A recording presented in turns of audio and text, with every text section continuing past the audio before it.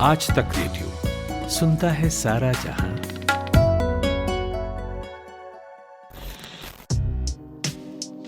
क्या आपको अबिबिलियोफोबिया है? सोचिए, घबराने की जरूरत नहीं है। इसका मतलब है fear of running out of reading material. ऐसा होगा नहीं यार, आप कितने भी पढ़ाकू हों, दुनिया में कुछ ना कुछ अनपढ़ा रह ही जाएगा। गूगल बताता है कि मिड 2016 तक दुनिया में 13 करोड़ 40 लाख किताबों से ज्यादा थीं। हाँ, किसी में पढ़ने की भूख देखकर वाकई लगता है कि गुरु कोई करे ना करे, ये जरूर दुनिया की सारी किताब हजम करेगा।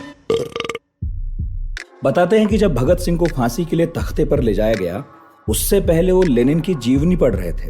गांधी अपनी हत्या के दिन भी बांग्ला सीख रहे थे। नेहरू का पढ़ना उनके आखिरी दिनों तक कभी नहीं रुका। और सावरकर, उनके खाते में दर्जनों कविताएं हैं और उतनी ही अलग अलग विषयों पर लिखी किताबें। और तो और हिटलर जैसा आदमी, जो आमतौर पर उतना बड़ा इंटेलेक्चुअल नहीं समझा जाता, वो भी खूब पढ़ता था और अपनी ऑटोबायोग्राफी तो उसने लिखी ही थी। मतलब किसी भी ऐसे इंसान का नाम लीजिए जिसने सोसाइटी पर कोई भी फर्क डाला, उसकी लाइफ में आपको किताबें दिखेंगी जरूर। वो पुरानी कहावत है ना, किताबें इंसान की सच्ची दोस्त है, और आज की नहीं है, बहुत पुरानी है। पहले क्ले के टुकड़े, फिर स्क्रॉल्स, उसके बाद पेपिरस पर उतरी थी। पेपिरस से ही तो पेपर बना है। पौधे का नाम है ये एक। वो तो छोड़िए, लेकिन जब प्रिंटिंग प्रेस आई तो किताबों के मामले में रेवोल्यूशन हो गया। अब तक जितना पता चला है, हिस्ट्री बताती है कि 1200-1300 साल पहले चीन में पहली किताब छपी थी, टैंग राजवंश के वक्त। नाम था डायमंड सूत्र। फिर 600 साल पहले प्रिंटिंग प्रेस आई, किताबें छा गईं। पहली किताब उस वक्त छपी गुटेनबर्ग बाइबल। ये दोनों ही धर्म से जुड़ी किताबें हैं, मगर एक बार प्रिंटिंग प्रेस आई तो फिर सब कुछ छपा। धीरे धीरे दुनिया में किताबों का राज हो गया और फिर हमने मिलकर तय किया कि 23 अप्रैल को मनाया जाएगा वर्ल्ड बुक डे।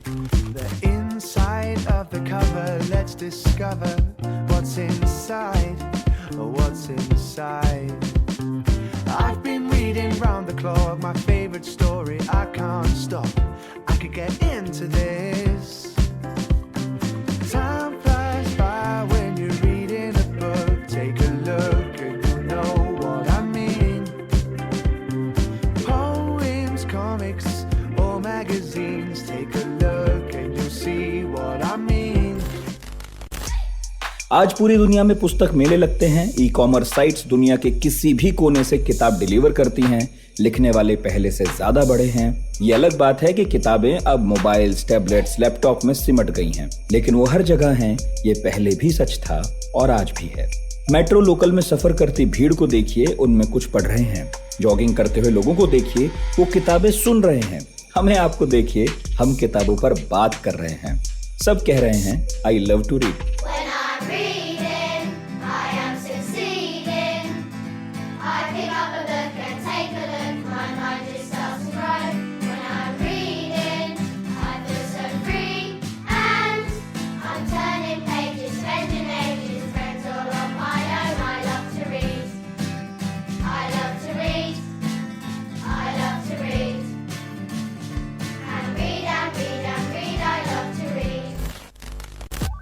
तो भैया हमने सोचा कि आज इसी रीडने पर बैठकी जमाई जाए। हमने टाइम लिया जे सुशील से। सुशील जी की तारीफ ये है कि छोटे से गांव का लड़का पहले दिल्ली पढ़ने पहुंचा, जेएनयू में बॉटनी पढ़ी, उसके बाद इंटरनेशनल रिलेशंस में एमफिल हुए। एक मशहूर अंतर्राष्ट्रीय न्यूज सर्विस में जर्नलिज्म करने के बाद सुशील अमेरिका जा पहुंचे साहित्य में पीएचडी करने। इस बीच भारत के देहातों में अपनी पार्टनर मीनाक्षी के साथ उन्होंने आर्ट पर शानदार काम किया, जिसकी चर्चा सोशल मीडिया से लेकर आर्ट कम्युनिटी तक खूब चली। अगर ये ना बताऊं कि सुशील ने वीएस नायपॉल की किताब का ट्रांसलेशन किया है और खुद भी एक नॉवेल और मेमोयर लिखा है, तो बात अधूरी रह जाएगी। तो आज पढ़ाकू नितिन में उनसे समझेंगे कि क्या किताबें पढ़ने की कोई तमीज होती है, फिक्शन और नॉन फिक्शन पढ़ने के लिए बुक कैसे चुने, हिस्ट्री के मामले में टकराती कई किताबों में अपने लिए कौन सी चुनी जाए, और अगर बच्चों को पढ़ने की आदत लगानी है तो पढ़ाया क्या जाए। तो पूरा पॉडकास्ट सुने और नोट करते जाएं। मैं हूं नितिन ठाकुर और ये है पढ़ाकू Nitin. At the stroke of the midnight hour, when the world sleeps, I'm going to make him an offer again with you. सत्ता का खेल तो चलेगा, सरकारें आएंगी जाएंगी, मगर मेरे कमरे में किताबों के सिवा कुछ भी नहीं।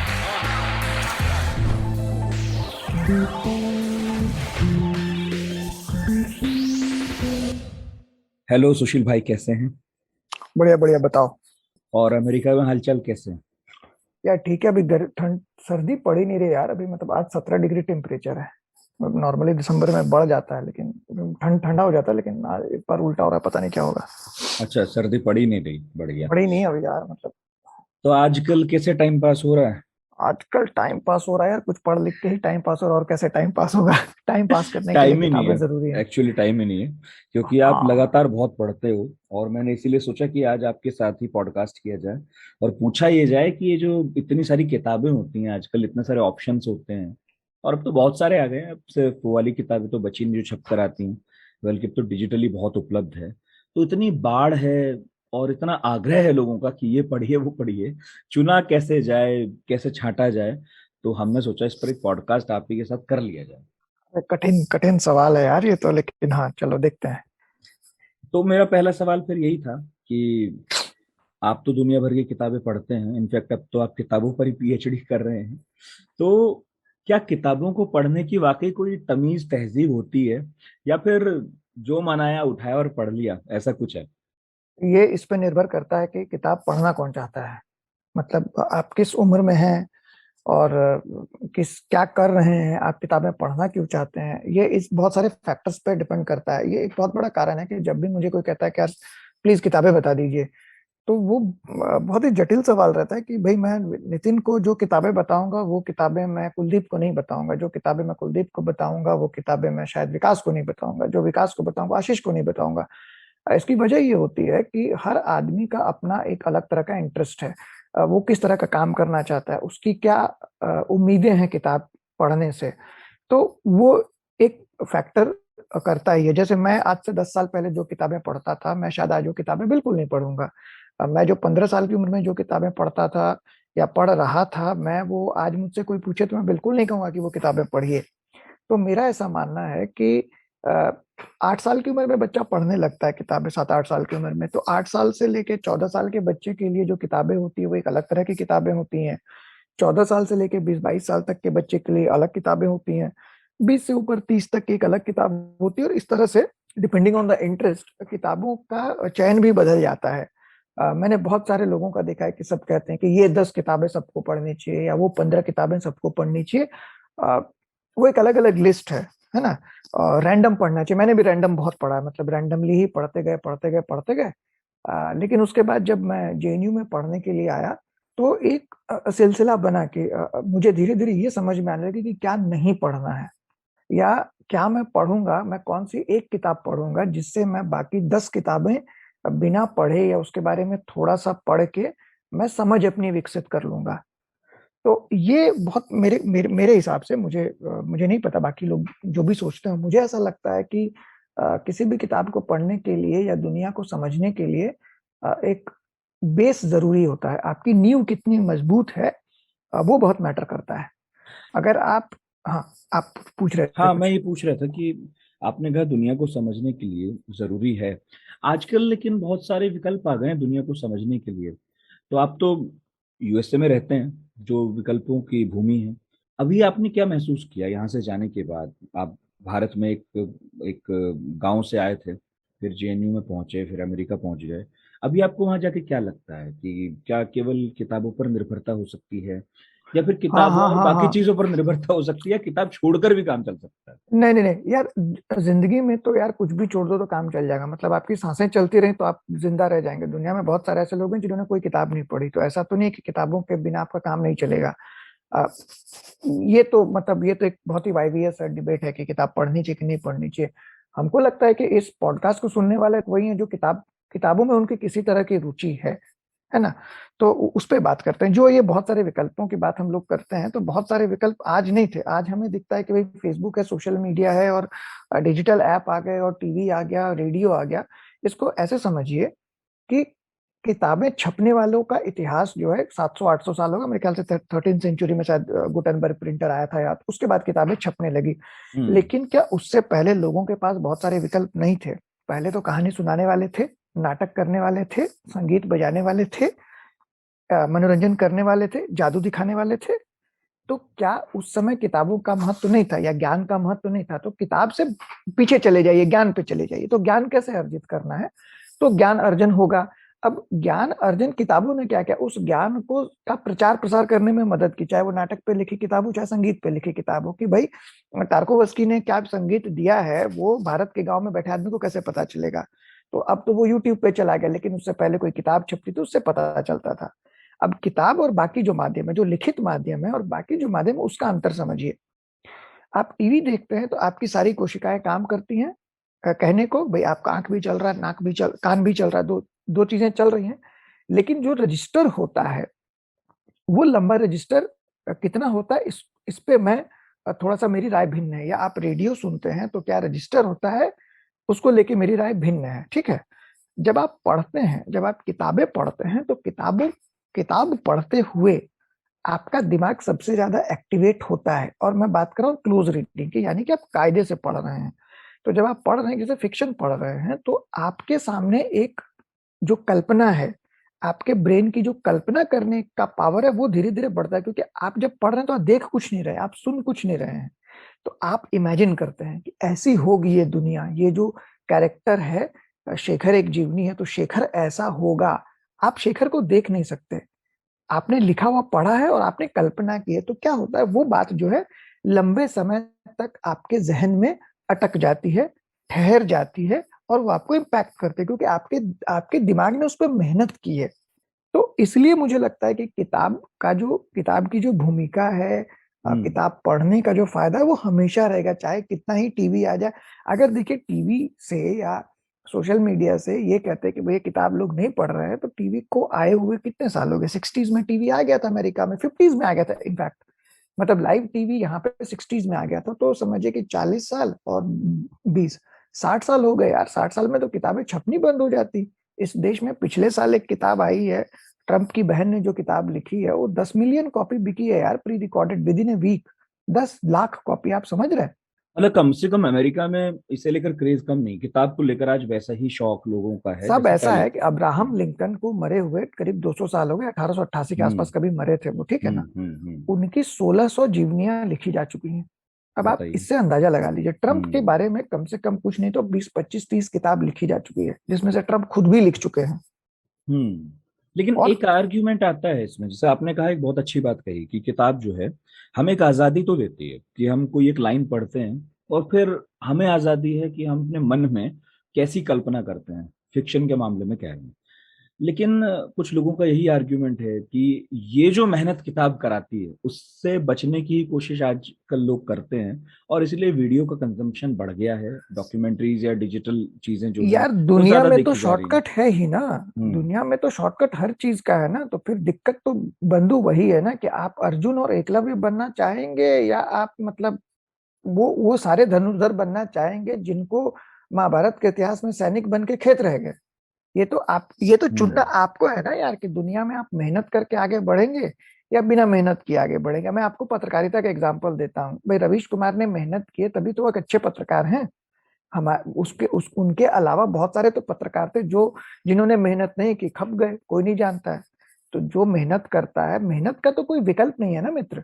मेहनत तो आपको करनी होगी। आपको किताब पढ़ने में करे, कुदाल चलाने में करे। कुदाल चलाने में आप मेहनत नहीं करेंगे, आपको आपका जिसने आपको कुदाल से मिट्टी कोड़ने का काम दिया वो निकल जाएगा भैया, कि भैया हटो, तुमको दोबारा काम नहीं देंगे। हम्म तो ये तो उस तरह का आर्ग्यूमेंट है कि मैं किताब की जगह पे मैं 2 वीडियो देख लूंगा। मुझे ये बताइए, डॉक्यूमेंट्री फिल्में जो हैं कितनी देखते हैं लोग?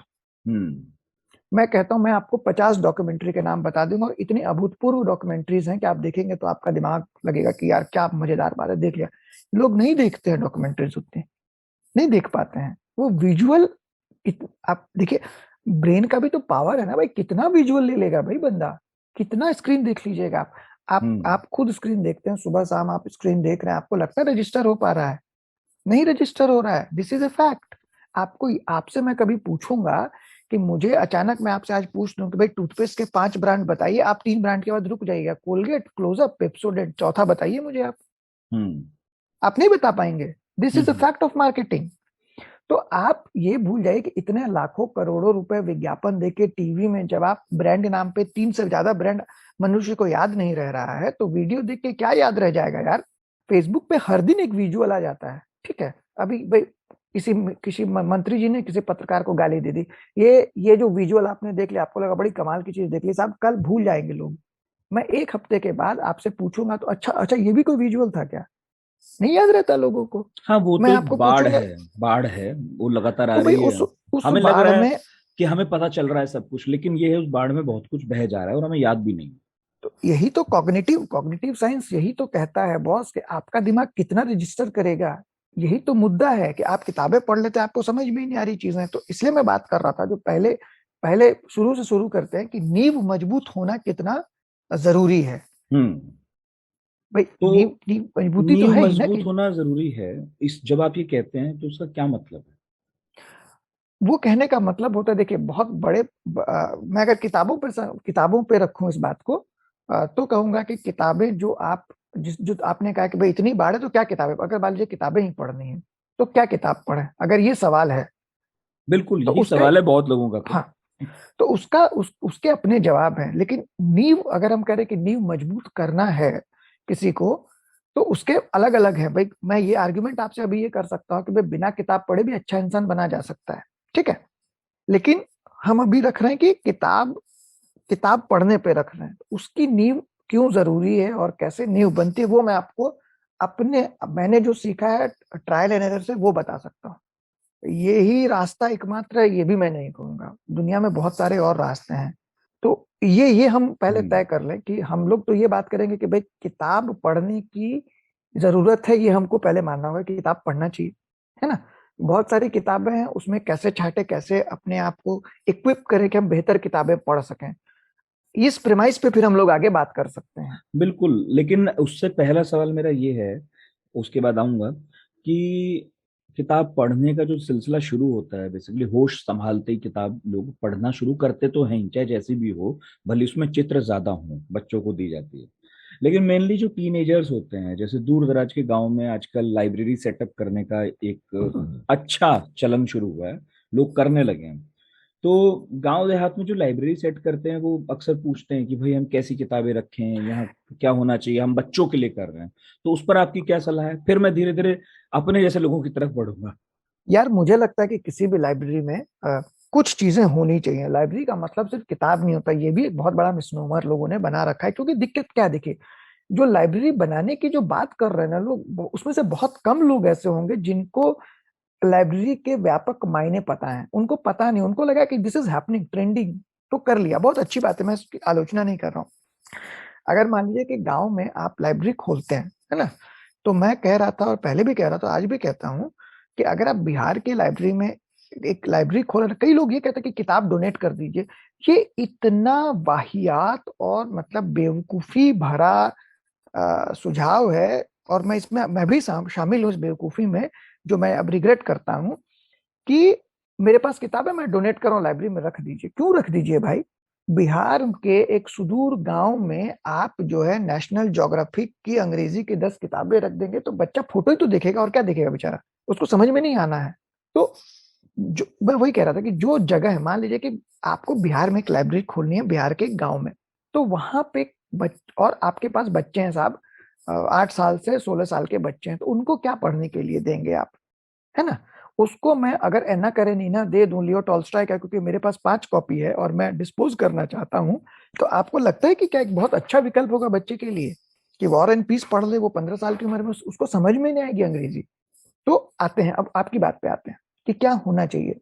मुझे ऐसा लगता है कि किसी भी लाइब्रेरी में, गांव की लाइब्रेरी में, सबसे पहले तो एक मानचित्र होना चाहिए, एक दुनिया का मानचित्र होना चाहिए, एक भारत का मानचित्र होना चाहिए, और एक उस स्टेट का मानचित्र होना चाहिए, ताकि पहले बच्चा अपने आप को लोकेट करना सीख पाए कि भाई इस दुनिया में वो कहाँ है। ठीक है, जब आप लोकेट कर लेंगे तो उसके बाद आपको अंतरिक्ष के बारे में, उस ब्रह्मांड के बारे में और पृथ्वी के बारे में अगर कोई किताब मिले तो वो रखना चाहिए, कि ताकि आपको पता चले कि आप इस पूरी दुनिया में कहाँ हैं। फिर इस संदर्भ में किताबें होनी चाहिए कि साहब आपकी उत्पत्ति कैसे हुई इस पृथ्वी की, हम बने कैसे, हम कहीं से तो बने हैं ना भाई, बिग बैंग की थ्योरी है, सुपरनोवा की थ्योरी है, उसके बाद पृथ्वी बनी, फिर मनुष्य कैसे बना? मनुष्य भगवान ने तो नहीं टपका दिया ना। ठीक। जो मानते हैं ना धर्म में कि भैया भगवान ने बना दिया, हम्म। भाई ईसाई लोग मानते हैं ना कि बना दिया, ठीक है, वो धार्मिक किताब एक अलग चीज है, लेकिन एक उसकी इवोल्यूशन की थियरी है। थियरी मत पढ़ाइए, सिंपल बताइए कि साहब ऐसे ऐसे हुआ। किताबें हैं, ऐसा नहीं कि वो किताबें नहीं है, किताबें होंगी जरूर। अगर हिंदी में नहीं है तो हिंदी का दुर्भाग्य है कि ऐसी किताबें नहीं है, अंग्रेजी में तो है कम से कम बच्चों के लिए, तो वो किताबें होनी चाहिए। और ये किताबें अंग्रेजी हिंदी दोनों में होनी चाहिए। जो छोटी छोटी, अब तो कॉमिक्स लिखा जा रहा है, इन सब चीजों पे कॉमिक्स आ गया है, तो वो कॉमिक्स होने चाहिए। कॉमिक्स में इसलिए कहता हूँ बार बार कि कॉमिक्स पढ़ने से बच्चा इमेजिन करना सीखता है, क्योंकि उसको मजा आता है।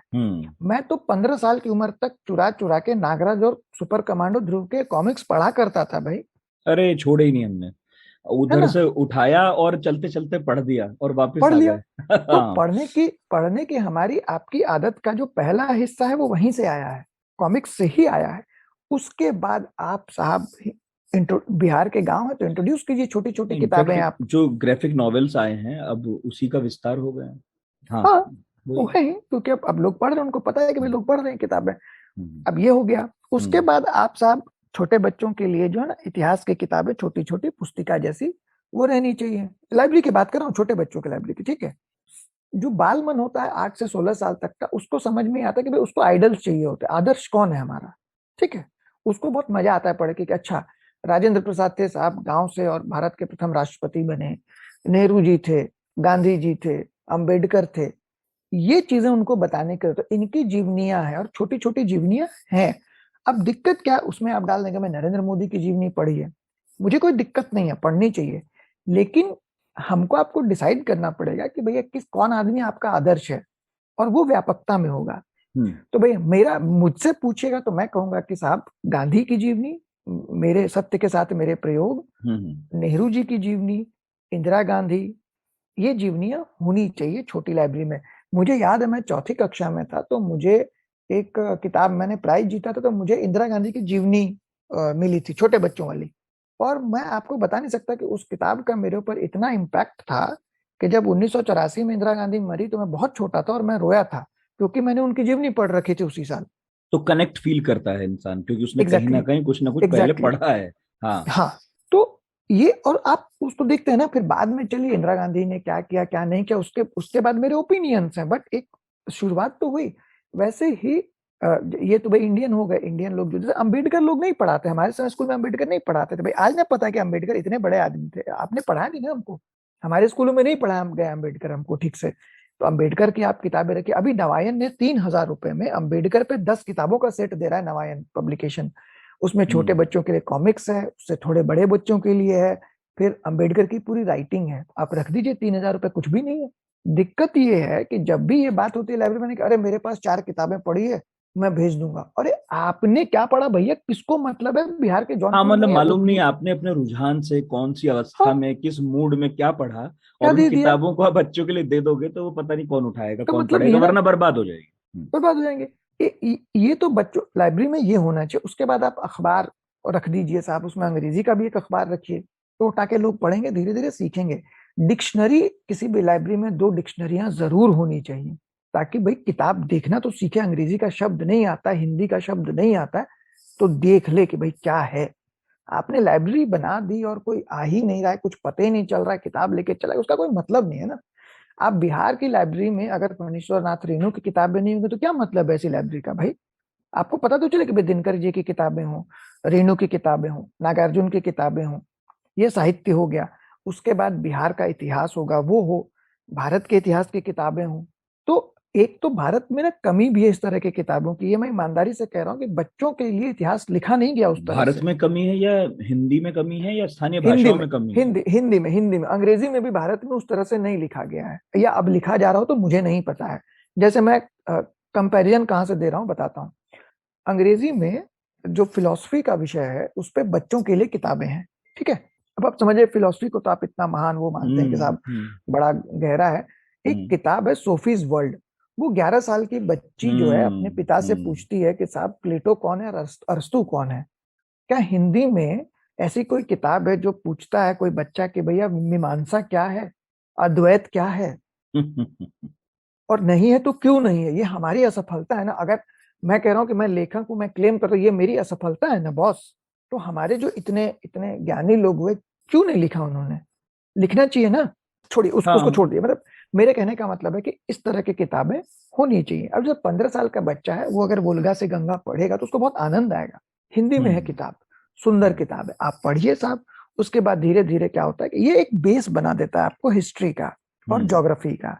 तो आप, जिसको मैं कहता हूँ ना कि how to make sense, Sanskrit में एक बहुत अच्छा एक श्लोक है कि आपको याद है ना, वो जब मंदिर जाते हैं तो पंडित आपसे क्या कराता है कि भाई आपको कहता है कि आप नितिन ठाकुर पुत्र ये फलाना गांव फलाना संकल्प जिला, कराते हुए, हाँ संकल्प जो बिल्कुल। कराते हैं उसमें क्या करते हैं, वो बेसिकली आपका टाइम एंड स्पेस डिसाइड करते हैं। ठीक है, पहले आपकी जगह बताते हैं कि आप इसके बेटे हैं, इसके पोते हैं, इस गांव के हैं, इस जगह के हैं, इस पृथ्वी के हैं, और बिल्कुल। इस समय में है। समय क्या है साहब, इतनी तारीख है, इतना समय है। इसको रिलीजन से हटा दीजिए, इसमें से रिलीजन हटा दीजिए कि पंडित क्या कह रहा है, इस फैक्ट को ले लीजिए कि आपको बेसिकली आपका टाइम और स्पेस डिसाइड किया जा रहा है। तो मैं उस थीम को मानता हूं कि किताबों के जरिए, किताबों को सबसे पहले यह समझना पड़ेगा कि हम किस टाइम और स्पेस में हैं। तो हिस्ट्री और ज्योग्राफी, ये तो जब हम समझ जाएंगे तो उसके बाद जब हम किताब पढ़ेंगे तो हमको हमारा आनंद दुगुना हो जाएगा। तो मैं समझता हूँ कि हर बच्चे को एटलस देखना चाहिए। मुझे आप, मेरे पास 3 एटलस हैं यहाँ पे अमेरिका में, और भारत में मेरे पास 6 एटलस थे। हम्म और मैं बहुत जरूरी है। घंटों घंटों जो है किसी भी देश के मानचित्र के साथ बैठा रह सकता हूँ और कल्पना करता हूँ कि भाई अर्जेंटीना की जो राजधानी है या ब्राजील की राजधानी जो है वो कहाँ पे है, और साओ पालो से कितना दूर है, और टिम्बकटू कहाँ है, और जाम्बिया कहाँ है, और इथियोपिया कहाँ है। नहीं, पहले तो मुझे याद है, अभी पता नहीं होता है कि नहीं होता है, कि वो एटलस खोल के खेलते थे हम सब लोग, कि अजीब सा नाम एग्जैक्टली किसी शहर का दिखता था तो exactly, पूछते थे बताओ कहाँ है इसमें। Exactly exactly. तो हम्म ये आनंद है ना बॉस। अब आप कहने को कह लीजिए कि साहब गूगल मैप पे देख लीजिए, बिल्कुल देखिए साहब गूगल मैप पे, लेकिन बिहार के किसी गांव में गूगल मैप करने के लिए कोई देगा आपको फोन? वो पबजी चल रहा है साहब। हम्म तो वो एक अलग समस्या है। तो मेरा ये मानना है कि ये बेस, इस तरह से बेस बनाना चाहिए किसी भी स्कूल में। उसके बाद साहब बढ़ेंगे आगे तो नॉन फिक्शन पढ़ना है, फिक्शन पढ़ना है, वो फिर आगे आता जाएगा। मैं कहता हूँ कि जैसे लोग पूछते हैं कि अंग्रेजी, या आपका भी सवाल होगा अंग्रेजी का, तो उस पर हम लोग बाद में आएंगे, लेकिन ये बेस है। जैसे आपने लाइब्रेरी की बात की गांव में, तो ये है। लेकिन आप कहेंगे दिल्ली में कोई लाइब्रेरी खोलना है तो मैं शायद ये किताबें नहीं बता, ये 5 चीजें बताऊंगा, लेकिन किताबें शायद मैं हाँ अलग बताऊंगा उसमें। लेकिन ये जो हम्म मैंने चीजें बताई कि मैप और बाकी जो किताबें, वो वहां भी होनी चाहिए। जैसे दिल्ली में जो स्वतंत्रता सेनानी थे, चांदनी चौक का एक इतिहास है ना। तो वो कैसे था, पुरानी दिल्ली पे किताबें वो होनी चाहिए वहां पे। दिल्ली, नया दिल्ली कैसे बना, उससे रिलेटेड इतिहास की किताबें होनी चाहिए। 1857 की किताब होनी चाहिए। इस तरह की किताबें जो हमारा इतिहास है, प्राचीन भारत, बिल्कुल। मध्य मतलब ये भारत। आप और कह रहे हैं कि जिस जगह आप लाइब्रेरी सेटअप कर रहे हैं, बच्चों को कुछ बताना सिखाना चाहते हैं, तो सबसे पहले तो आपने जो कुछ किताबें बताई वो होनी ही चाहिए। और उसके अलावा फिर वहाँ का जो इतिहास है, वहाँ का जो भूगोल है, उसके बारे में प्रारंभिक जानकारी वाली किताबें वहाँ होनी ही होनी चाहिए, बजाय इसके हाँ कि आपने डोनेशन में किताबें मांग ली और वो हाँ दराज भर दी और अब वो बस जो है मिट्टी खा रही है। हाँ, और भारत का इतिहास, हाँ मतलब जाहिर है, जिस देश में आप लाइब्रेरी सेटअप कर रहे हैं भारत का वहाँ का इतिहास इतिहास। वो होना ही चाहिए। हम्म और दूसरी 2 किताबें जो जो मतलब सबको ही पढ़नी चाहिए, पूरी दुनिया को पढ़नी चाहिए, वो रामायण और महाभारत है। हम्म इन दोनों किताबों का दुनिया में कोई विकल्प नहीं है, ठीक है। और ये मतलब बहुत सोच समझ के और बहुत मतलब कहें कि रिसर्च करके ये बात कह रहा हूँ। महाभारत में जो कुछ भी है वो आज तक अगर कहूँ कि भाई अंग्रेजी और पूरी दुनिया की जो दुनिया का जो साहित्य है वो एक बार निचोड़ के कहा कि भाई कौन सा पढ़ो, तो महाभारत पढ़ लो तो पर्याप्त हो जाएगा। इसमें लोग बहुत बहस करेंगे कि अरे नहीं, मतलब और भी बहुत कुछ लिखा गया, उसके उस बहस में नहीं जाते हैं, नहीं क्योंकि तो लोग ये भी पूछेंगे कि महाभारत में भी एग्जैक्टली बता दीजिए कि किस पब्लिकेशन का किसका लिखा हुआ, उस तरह भी बता दीजिए कि बहुत सारा लिखा हुआ है, अनंत अंग्रेजी काल में से पब्लिश हो रहा है। हाँ, अंग्रेजी में एस राजगोपाल ने लिखा है मेरे ख्याल से, मुझे अगर नाम सही तो राजगोपाल जी वाली अंग्रेजी में तो बहुत सुंदर है। हिंदी का मुझे सच में नहीं पता, लेकिन आर्य समाज इस तरह की किताबें छापता है, रामायण और महाभारत, तो उनकी ठीक ठाक है, बुरी नहीं होती उनकी किताबें। हम्म हाँ और ये जो आर्य आप समाज जो कुछ भी कह है रहे थे, वो क्या, हाँ हाँ जो गोरखपुर बेस्ड है ना, जो हाँ प्रकाशन हाँ जो हाँ धार्मिक हाँ किताबें थे, उनकी बुरी नहीं है, मतलब उनका अपना देखो, वो बायसेस बाद में समझ में आते हैं हम लोगों को जब हम लोग बड़े हो जाते हैं कि आर्य समाज की अपनी पॉलिटिक्स है और आदि आदि, लेकिन बेस लेवल पे तो शुरू कर ही सकते हैं यार, उसमें तो दिक्कत नहीं है मेरे ख्याल से, ये मतलब ये एक इतना। पता है बहुत गंभीर प्रश्न है। फिर एक किसी ने पूछा भी था, मैं बाद में विस्तार में, बाद में क्या मैं भी पूछ लेता हूँ, मुझे लगा था बाद में लूंगा। तो ये पूछा है देवेंद्र प्रसाद ने टोंक राजस्थान से, क्योंकि कल मैं अपने यहाँ एक पढ़ाकू पार्टी टेलीग्राम चैनल है वहां पर मैंने कहा कि आपसे बात होने वाली है। तो उन्होंने पूछा है देवेंद्र ने कि भाई जो किताबें आज से बहुत वक्त पहले लिखी गई हैं उनमें स्रोत को लेकर बहुत जो है ठीक ठाक स्थिति नहीं है। तो अधिकतर किताबों में किसी घटना का अलग अलग वर्णन है, मतलब, और या फिर किसी घटना को बढ़ा चढ़ाकर दिखाया है। तो वास्तविक मूल्यांकन किस कृति के आधार पर करें और कैसे पढ़ें, ये वाली पढ़नी चाहिए, वाली पढ़नी चाहिए। वो पद्मावत को एक एग्जाम्पल बताते हैं। तो नहीं कई नहीं बार बिल्कुल, तो मैं अभी होता है ना अभी कि, मैं अभी हाँ मैं पद्मावत की ही बात करने वाला था, अभी मैं हाँ, उसी पे। अब कीजिए। आपने चूंकि हम्म राजस्थान का उदाहरण दिया और ये जो इतिहास की बात की कि इतिहास के अलग अलग वो हैं, तो मैं उसी पे आ रहा था। अ, जो दुनिया में एक्सपर्ट्स कहे जाते हैं उसकी वजह यही होती है कि भाई एक्सपर्ट्स क्या कह रहे हैं, है ना। आप इसको ऐसे समझिए कि आप मुझसे क्यों बात कर रहे हैं किताबों के बारे में, क्योंकि आपको लगा कि भाई मैं शायद आपसे हम्म ज्यादा जानता हूँ किताबों के बारे में, राइट। बिल्कुल। तभी आपने बात की। तो इसी तरह किताबों या हिस्ट्री के मामले में हम लोग अ, उसी पे रिलाई करते हैं जो कि जिनका प्रमाणित है शोध, कि जैसे मान लीजिए कि जेएनयू के लोग हैं और उनका एक प्रमाणिक है, शोध ठीक करते हैं, रिसर्च ठीक करते हैं, तो वो लिखते हैं। और लेकिन हाँ, ये कोई पत्थर की लकीर नहीं है कि भैया उन्होंने जो कहा है सही ही कहा होगा। कई बार ऐसा हुआ कि भैया जैसे नोम चोम्स्की साहब ने लैंग्वेज को लेके 1955 में एक सिद्धांत दिया, ठीक है, उस सिद्धांत को माना गया और वो बहुत बड़े नाम है। पिछले 10 साल में उस सिद्धांत को चुनौती दी गई है, ठीक है, और मतलब बकायदा चुनौती दी गई है। तो क्या होता क्या है इस तरह के चीजों में, इतिहास में या किसी भी चीज में, हम्म हमेशा नई जानकारियां आती जाती हैं, जुड़ती जाती हैं। जैसे समझिए कि हड़प्पा के जो शिलालेख है जो आज तक पढ़े नहीं गए, ठीक है, हम्म तो जो आर्यन थियोरी थी कि भाई ईरान से आर्य आए थे और भारत में आए थे, उसको चुनौती दी जा चुकी है, अब उसको नहीं माना जाता है। लेकिन कौन थे, कहां से है, तो उसको लेके बहस है पूरी लंबी चौड़ी। तो कोई भी किताब जब लिखी जाएगी जिस टाइम एंड स्पेस में, तो कई बार उसके बाद जो जानकारी जुड़ती जाती है, नई चीजें, उससे वो रिडिफाइन होता जाता है। तो हमेशा इस तरह की चीजों पे, जैसे मान लीजिए कि इतिहास है, इस तरह की चीजों पे लेटेस्ट जो किताब होती है रिसर्चर्स की, उसको पढ़ना चाहिए, ऐसा मेरा मानना है। लेटेस्ट, ठीक है। लेटेस्ट मतलब जैसे कि अभी एक किताब आई अभी 3 साल पहले से, बड़ा उस किताब का हल्ला था कि भाई युval नोआ हरारी की होमो सेपियंस होमो डियस, और वो बड़ी अच्छी किताब है, सब हिस्ट्री बताती है, पूरी दुनिया की हिस्ट्री बताती है। अब नई किताब एक आई है, मैं उसका नाम भूल रहा हूँ, रुकिए एक सेकंड, मैं आपको नाम बताता हूँ। हाँ, द डॉन ऑफ एवरीथिंग, ये नई किताब आई है और इसकी इसकी बड़ी चर्चा है, और लिखने वाले लोग बहुत अच्छे लोग हैं, प्रोफेसर्स रहे हैं अपने अपने इलाके के।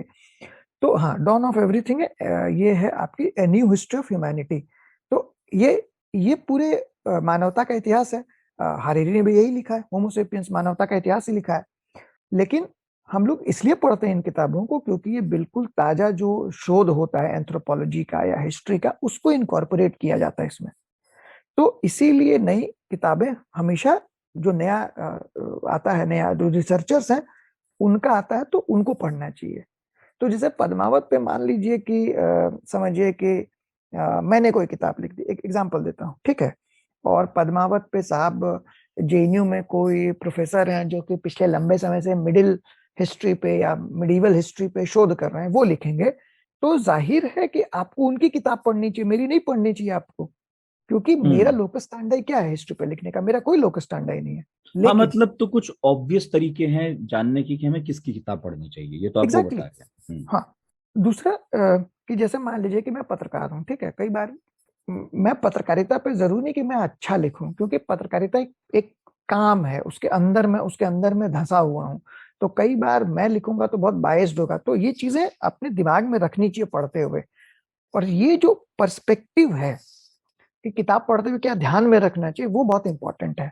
क्या ध्यान में रखना चाहिए, और क्या ध्यान में रखना चाहिए, चुनते हुए भी खास तौर पर क्या ध्यान में रखना चाहिए, हाँ, किन्हें नहीं पढ़ना वो चाहिए। एक एक बात पहले मान लीजिए कि कोई भी किताब परफेक्ट नहीं है। अगर हम्म परफेक्ट होती तो आलोचना नाम की चीज होती नहीं, है ना। अगर आलोचना एक विधा है तो इसलिए है क्योंकि किताबों में कोई ना कोई त्रुटि रहती है, कोई भी हाँ, किताब आलोचना बेहतर ना हो होती, सकती है, एक एक विषय पर लिखे जाने के बाद फिर दूसरी किताब ना लिखी जाती उसी नहीं विषय लिखी पर। जाती। हाँ, हम्म। तो इसलिए वो बहुत, मुझे नहीं लगता कि वो बहुत बड़ा मसला है, लेकिन हाँ ये होता है कि आपको लगता है कि यार बहुत कंफ्यूजन है, क्योंकि आप, कंफ्यूजन क्यों होता है ना, क्योंकि हम लोग किताबों को उसके बिब्लियोग्राफी से जज नहीं करते हैं, हम लोग किताबों को सोशल मीडिया पे जज करते हैं। ठीक है, सोशल मीडिया पे कोई किताब आ गई, सा भारत का इतिहास, अब भाई लिखने वाला कोई सोशल मीडिया सेलिब्रिटी है, उसका लोकल स्टैंडर्ड क्या है, कोई ये नहीं पूछ रहा है कि भैया उनको, मतलब वो क्यों लिख रहे हैं ये किताब, मतलब उनकी क्या एक्सपर्टीज है किताब लिखने की ये। ठीक है, अगर सचिन तेंदुलकर क्रिकेट पे लिखेंगे, या रमाकांत अचरेकर क्रिकेट पे लिखेंगे, या कोई समझिए कि प्रदीप मैगजीन क्रिकेट पे लिखेंगे, तो उनका एक पर्सपेक्टिव होगा, क्योंकि लंबे समय से उस पे काम कर रहे हैं, आप है इन ना। तीनों में से किसकी किताब खरीदेंगे अगर एक साथ मार्केट में आ जाए? अगर तीनों किताब एक साथ मार्केट में आती है क्रिकेट पे, तो मैंने किसका किसका नाम लिया, सचिन तेंदुलकर, रमाकांत अचरेकर और प्रदीप मैगजीन। मैगजीन। हम्म। तो चूंकि मैं पत्रकार हूं, तो मैं प्रदीप मैगजीन से शुरू करूंगा, बट सचिन तेंदुलकर का पर्सपेक्टिव जानना मुझे हमेशा से, मैं चाहूंगा कि वो क्या लिख रहे हैं जानूं। रमाकांत अचरेकर की किताब मैं क्रिकेट पे ना खरीद के, रमाकांत अचरेकर की तब खरीदूंगा जब अगर मुझे क्रिकेट खेलना सीखना होगा, क्योंकि वो कोच हैं। तो ये एक अब आप, अप्रोच है कि इस तरह से आप भेद कर सकते हो कि मेरे हाँ, लायक या मेरे हिसाब से कौन सी किताब होनी चाहिए। मुझे क्या चाहिए, अच्छा, है एक ना। और प्रॉब्लम है ना, वो स्ट्रक्चर्ड पढ़ने वाला। जैसे कई लोग मुझसे कहते हैं कि भैया समझ नहीं आ रहा है, वो पढ़ा फिर वो पढ़ा फिर वो पढ़ा, अब और ज्यादा कंफ्यूज है। यार देखिए, मैं उसी पे आ रहा था, असल में मैं वहीं जाना चाह रहा था, लेकिन वो फिर बातचीत इधर उधर हो गई।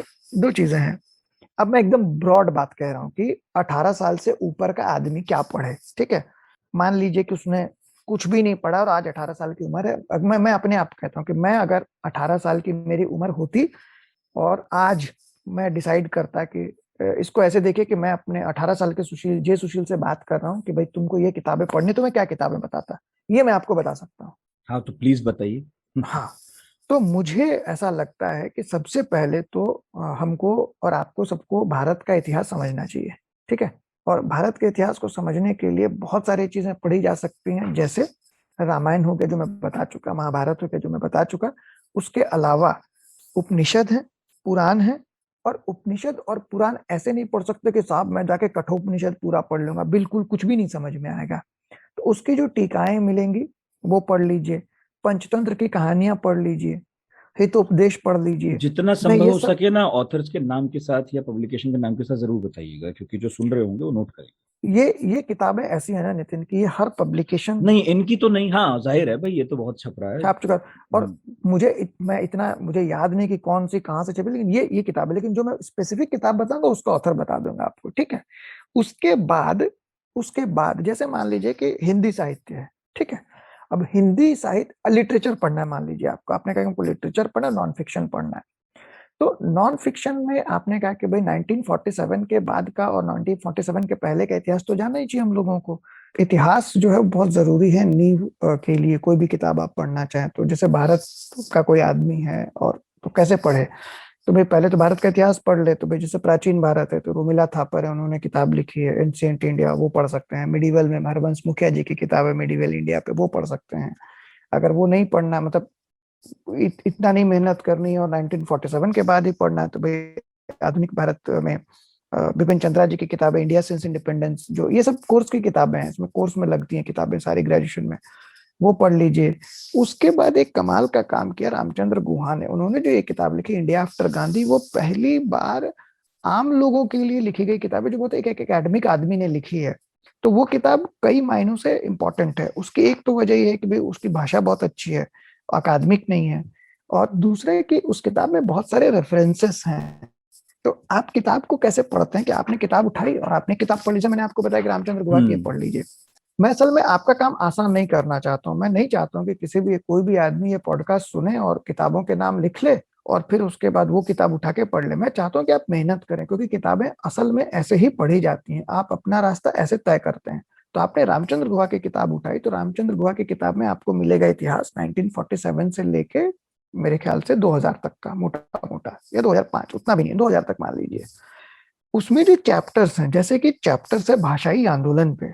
ठीक है, जो भाषा का आंदोलन हाँ, मुझे याद 1950 है। के दशक में हुआ, तो उस भाषा के आंदोलन पे कम से कम 20 किताबों के और जर्नल्स के आर्टिकल्स के रेफरेंसेस आपको पीछे मिल जाएंगे, ठीक है। उसके बाद आप आइएगा 60s में, तो कामराज प्लान हुआ, इंदिरा गांधी प्रधानमंत्री बनी, तो उस पे रेफरेंसेस हैं पीछे के पीछे। उसी तरह से इमरजेंसी का पीरियड है, उसके रेफरेंसेस हैं। 80 के दशक में जब इंदिरा गांधी को मार दिया गया और उसके बाद राजीव गांधी का राज आया, तो उसके रेफरेंसेस हैं। तो और उसके बाद बाबरी डेमोलिशन हुआ और उसके बाद पोस्टस्क्रिप्ट है। तो आप ऐसे देखें कि भारत के इतिहास को आप मोटा मोटा ऐसे समझते हैं कि 1950 का एक दशक है जो पोस्ट इंडिपेंडेंस है, उसके बाद 60 के दशक में पंचवर्षीय योजना आती है और लाल बहादुर शास्त्री बनते हैं, नेहरू की मौत होती है, भारत चाइना वॉर होता है, 71 में बांग्लादेश वॉर होता है, इंदिरा गांधी प्राइम मिनिस्टर बनती है, फिर भारत में मोरारजी देसाई की गवर्नमेंट आती है, फिर इमरजेंसी लग जाती है, फिर मोरारजी की गवर्नमेंट आती है, उसके बाद फिर इंदिरा गांधी आती हैं, फिर 84 में पूरा का पूरा पंजाब में खालिस्तान मूवमेंट चलता है, 84 में इंदिरा गांधी को मार दिया जाता है। उसके बाद राजीव गांधी आते हैं 90s में, और 90s का एक सबसे बड़ा जो इवेंट है वो दो है, एक ग्लोबलाइजेशन होता है 90s में नरसिम्हा राव के समय में, और उसके बाद बाबरी का डिमोलिशन होता है। तो ये आपको एक नटसल में मैंने आपको भारत के 50 साल का इतिहास मैंने आपको 1 मिनट में बता दिया। अब ये है कि आपको इंटरेस्ट किस में है। आपने कहा कि यार मुझे तो आपातकाल के बारे में पढ़ना, तो दो उपाय हैं, या तो आप जाके फेसबुक पे ढूंढिए कि भाई कौन क्या बोल रहा है, इसका कोई मतलब नहीं है, ठीक है। दूसरा ये है कि आपने राम गुहा के पास आपकी किताब, आपके पास उसकी किताब है, तो आपने देखा उसमें पीछे के भाई इमरजेंसी के चैप्टर में कौन से रेफरेंसेस हैं। ये आप तभी समझ पाएंगे जब आप किताब को पढ़ेंगे। आप पीछे ही आपको मिल गई किताब, मुझे क्या, मैं तो अभी आपको बता दूंगा भाई कुमी कपूर की किताब इमरजेंसी में बहुत अच्छी किताब है, विनोद मेहता ने किताब लिखी थी शायद, संजय स्टोरी करके कोई किताब है, संजय स्टोरी, हाँ कुछ ऐसे ही है। उसके बाद पी एन धर ने भी एक किताब लिखी थी, वो पी एन धर जबकि कुछ मेरे ख्याल से वो कुछ अधिकारी थे उस समय, उनकी भी कोई किताब है। तो ये तो देखिए ये आसान तरीका नहीं है, इससे आपको कुछ याद नहीं रहेगा, लेकिन जब आप किताब से रेफरेंस खोज के और आगे बढ़ेंगे तो आपका दिमाग एक तरह से काम करेगा। आपको पता है कि अच्छा इसके बाद ये पढ़ना है मुझे, उसके बाद मुझे ये पढ़ना है। तो ये यात्रा है किताब की, और कुछ नहीं है, और ये रास्ता ऐसे ही खुलता है। इनफैक्ट मुझे रामचंद्र गुहा की इसी किताब से याद आया कि सरप्राइजिंगली इसका अनुवाद भी अच्छा हुआ है हिंदी में, और हिंदी पट्टी के बालकों का बड़ा भला हुआ है।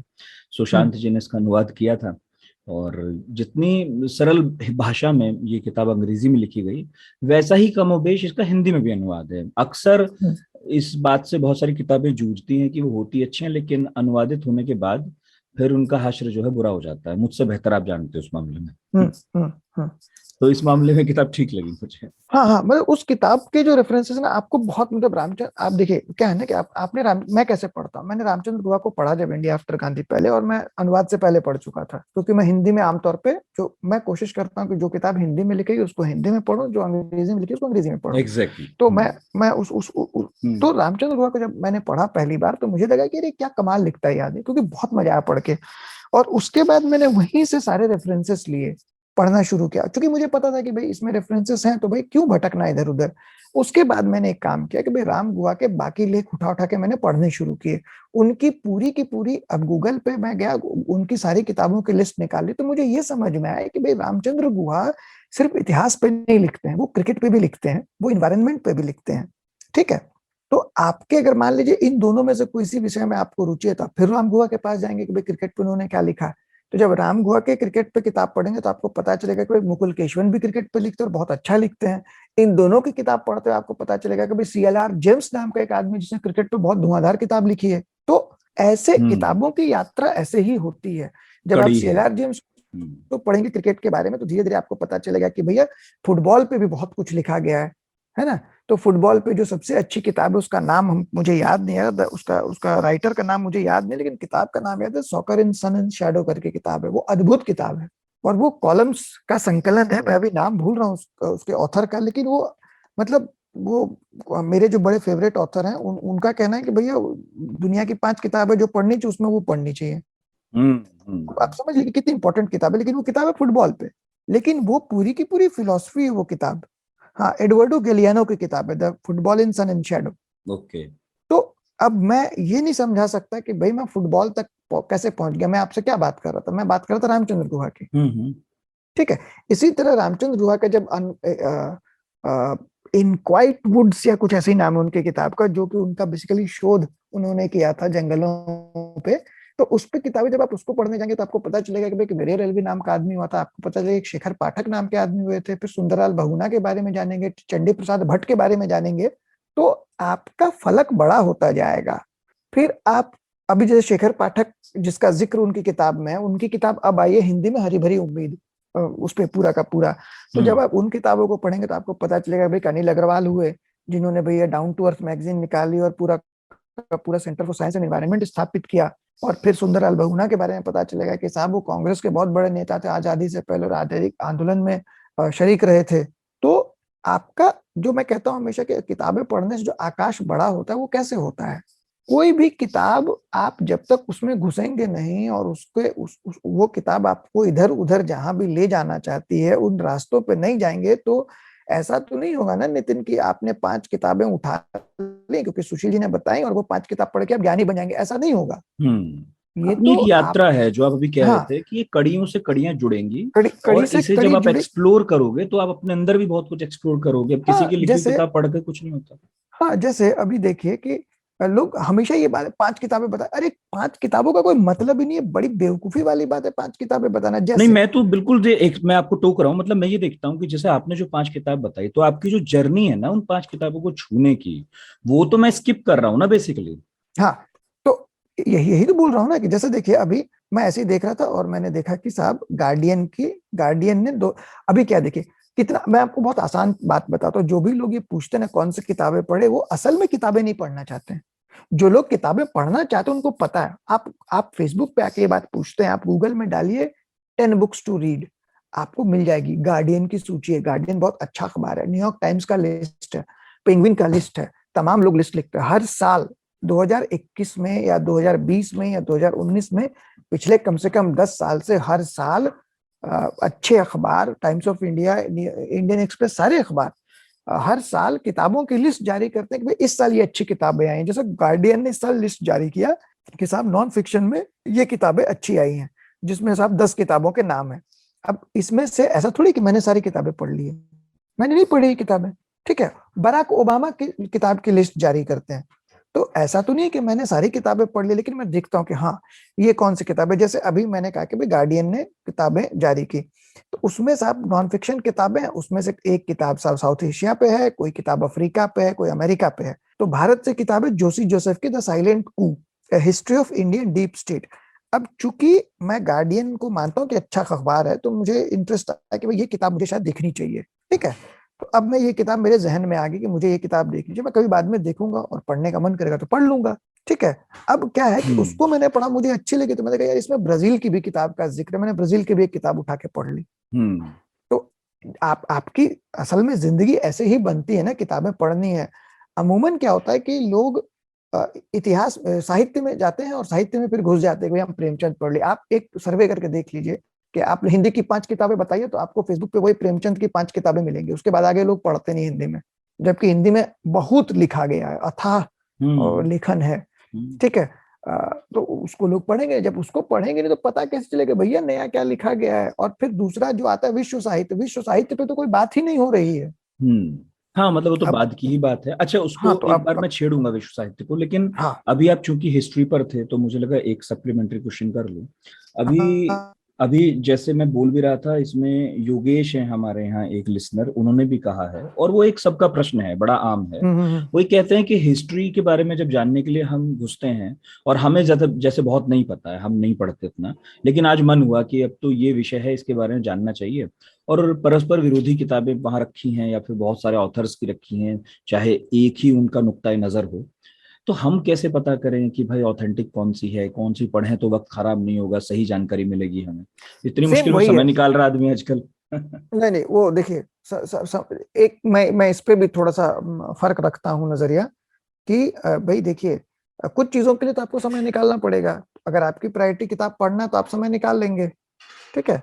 खाना खाने के लिए तो समय निकाल लेता है ना आदमी यार, है ना। नौकरी में 8 घंटे दफ्तर में बैठने का तो समय निकाल लेता है, तो ये आपकी प्रायोरिटी, तो उस पर तो नहीं करते कि आपने समय निकाला तो ठीक, अच्छी बात है कि भाई आपको जैसे मान लीजिए कि आप क्या जानना चाह रहे हैं कि इतिहास में इतिहास पढ़ना है तो क्या पढ़ें, यही आप जानना चाह रहे हैं ना? हाँ, बेसिकली इतिहास पढ़ें तो क्या पढ़ें, और फिर ये भी कि किसी एक विषय पर जब बहुत सारी किताबें छितरी हुई हों तो उनमें से क्या पिक करना चाहिए सो दैट ऑथेंटिक जानकारी मिले, ऐसा भरोसा हो। अगर जैसे मान लीजिए मैं ये कह रहा हूँ, और ये कोई बढ़ा चढ़ा के नहीं कह रहा, अगर आपने राम गुहा की इंडिया आफ्टर गांधी अच्छे से पढ़ ली है और उसके रेफरेंसेस आपको पता है, तो आपको ये जानने में दिक्कत नहीं होगी कि कौन सी किताब अच्छी और कौन सी खराब है। ठीक है।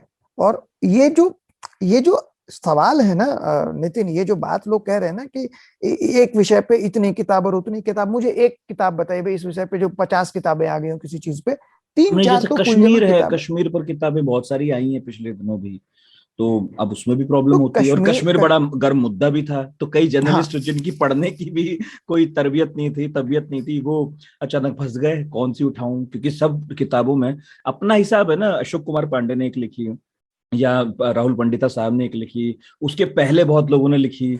यार तो देखिए ऐसा है, नजरिया है। मैं आपको दो बात बोलता हूँ। कश्मीर पे पिछले कुछ समय में 10 साल में बहुत किताबें आई, जो भी है, 2 किताबें बहुत अच्छी किताबें कश्मीर पे आई, क्यों अच्छी है वो भी बता दे। और राहुल पंडिता की किताब अपना पर्सपेक्टिव है, उसके बाद एक बात बताइए, कौन सी किताब ऐसी होती है जिसमें लेखक का पर्सपेक्टिव नहीं होता है? वो तो मुश्किल ही काम है ना नहीं नहीं, होना। असंभव है भाई। वो पर्सपेक्टिव है उसके पास, तभी उसने किताब लिखी है। If you don't have a perspective you सच है, can not write a bloody book. सच है। It's a perspective. तो इसको भूल जाइए कि ना ये जो, तो आप फिर गूगल करके फैक्ट जुटाइए। वो फैक्ट, आपको फैक्ट नहीं चाहिए, आपको किताब पढ़नी है, आपको पर्सपेक्टिव चाहिए, अच्छा बुरा जो भी पर्सपेक्टिव चाहिए। इसीलिए मैं कहता हूं कश्मीर पे मैं कभी भी किसी पत्रकार की किताब नहीं पढ़ूंगा जब तक कि वो पत्रकार का अपना एक बैकग्राउंड ना हो मजबूत, उनके लेखन की एक दृष्टि ना हो, तब तक मैं किसी भी पत्रकार की किताब नहीं पढ़ूंगा। अब दृष्टि कैसे आती है? या तो आपने रिपोर्ट किया हो, या आप जानते हो, आपने भुगता हो। ठीक है। अब जैसे मैं कह रहा हूं कि एमजे अकबर की किताब बहुत अच्छी है कश्मीर पे, मुझे नाम याद नहीं है, आप कर ले मिल जाएगा। अब एमजे अकबर ने उससे पहले कलकत्ता पे बहुत अच्छी किताब लिखी थी, क्योंकि वो कलकत्ता के हैं, तो उससे उनकी रेपुटेशन बनी कि साहब ये बहुत अच्छी किताब इनकी है। शंकरशन ठाकुर ने बिहार पे किताब लिखी, तो बिहार के हैं, उनका बैकग्राउंड है, यहां से तय होता है। ठीक है। अब देखिए कि इयान जैक है, उन्होंने मुफस्सिल करके किताब लिखी, मुफस्सिल जंक्शन करके किताब लिखी। अब इयान जैक लंदन के थे, इंग्लैंड के थे, ग्रांटा नाम की एक पत्रिका अभी भी आती है, उसके एडिटर थे लंबे समय तक, और भारत में उन्होंने कई साल तक रह के रिपोर्टिंग की है। अब उस आदमी की कोई भी किताब मैं खरीद के पढ़ लूंगा।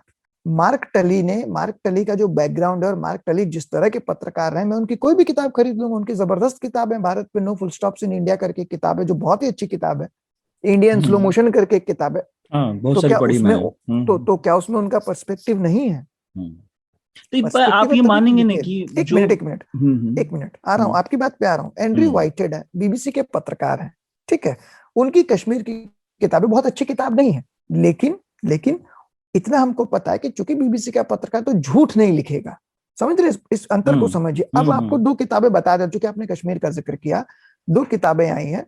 बशारत पीर की किताब है कर्फ्यूड नाइट, जो कि उसमें भी पर्सपेक्टिव है। बशारत पीर कौन है साहब? बशारत पीर पहले तहलका के जर्नलिस्ट थे, फिर कोलंबिया स्कूल ऑफ जर्नलिज्म में आए, और उन्होंने वो किताब लिखी। बहुत ही सुंदर किताब है, वो बहुत अच्छी बिल्कुल, लिखी गई है। बिल्कुल। ठीक है।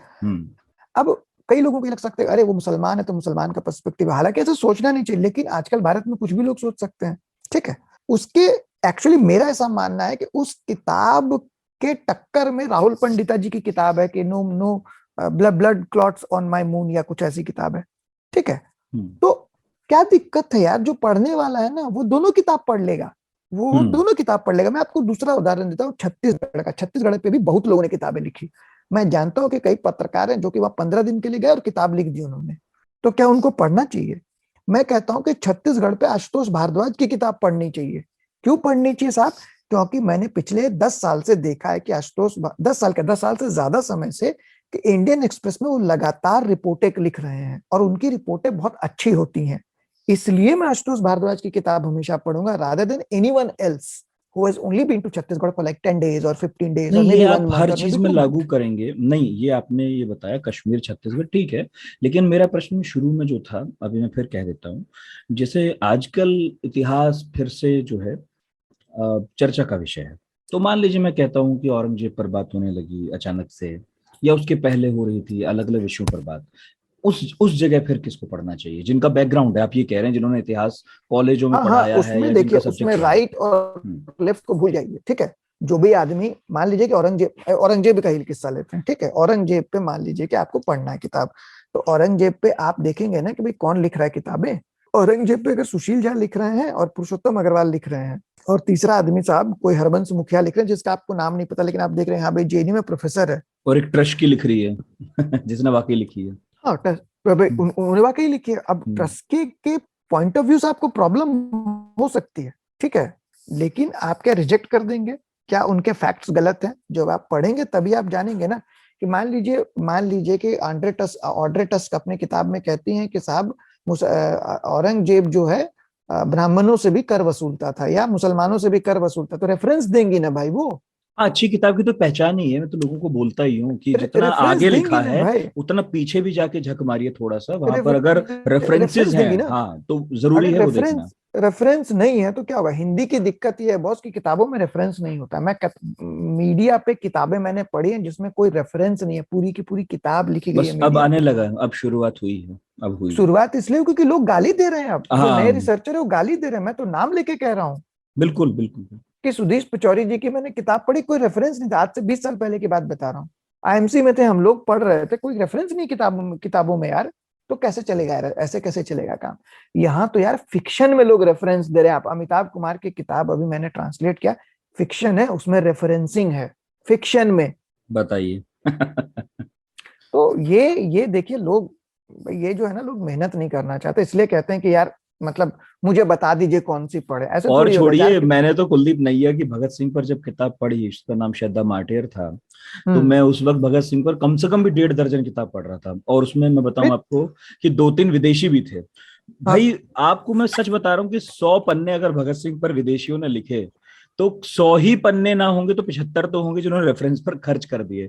और कुलदीप एग्जैक्टली नैयर साहब ने किताब निकाल दी, उसमें कोई रेफरेंस इधर से उधर नहीं है कहीं भी। exactly. अब देख लीजिए, यही तो अंतर है ना यार, यही अंतर है। और मतलब ये और हिंदी ये इंग्लिश की बात नहीं है, उनकी किताब भी इंग्लिश में ही है, विद रिस्पेक्ट मैं कह रहा हूँ कि उन्होंने हाँ अच्छी हाँ किताब लिखी है।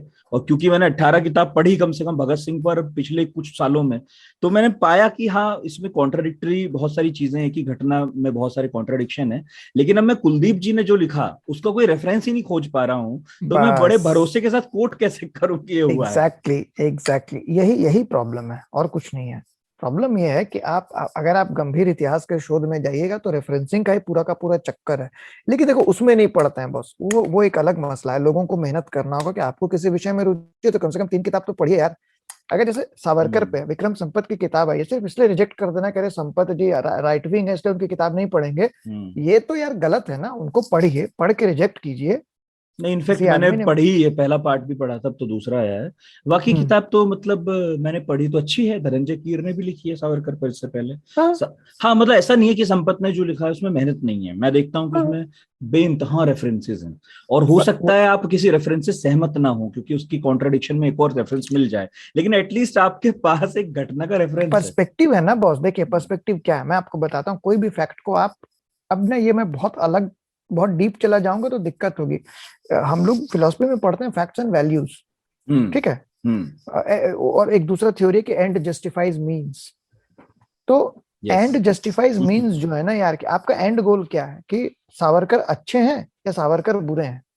आपने पहले तय कर दिया कि साहब एंड ये है मेरा कि सावरकर अच्छे हैं। उसके बाद जो सारे फैक्ट्स है ना आपके पास, कि उन्होंने माफी मांगी, वो जेल गए, उन्होंने क्या, उन सब की आप एनालिसिस अपने मन से कर सकते हैं, हम्म। ठीक है। यदि आप वो मानकर कर बैठे सकते हैं। हैं, हाँ, तो फिर हाँ घटनाएं सामने आती जाएंगी, और हाँ। अपने मन के हिसाब से उनकी व्याख्या मीमांसा करते चलिए।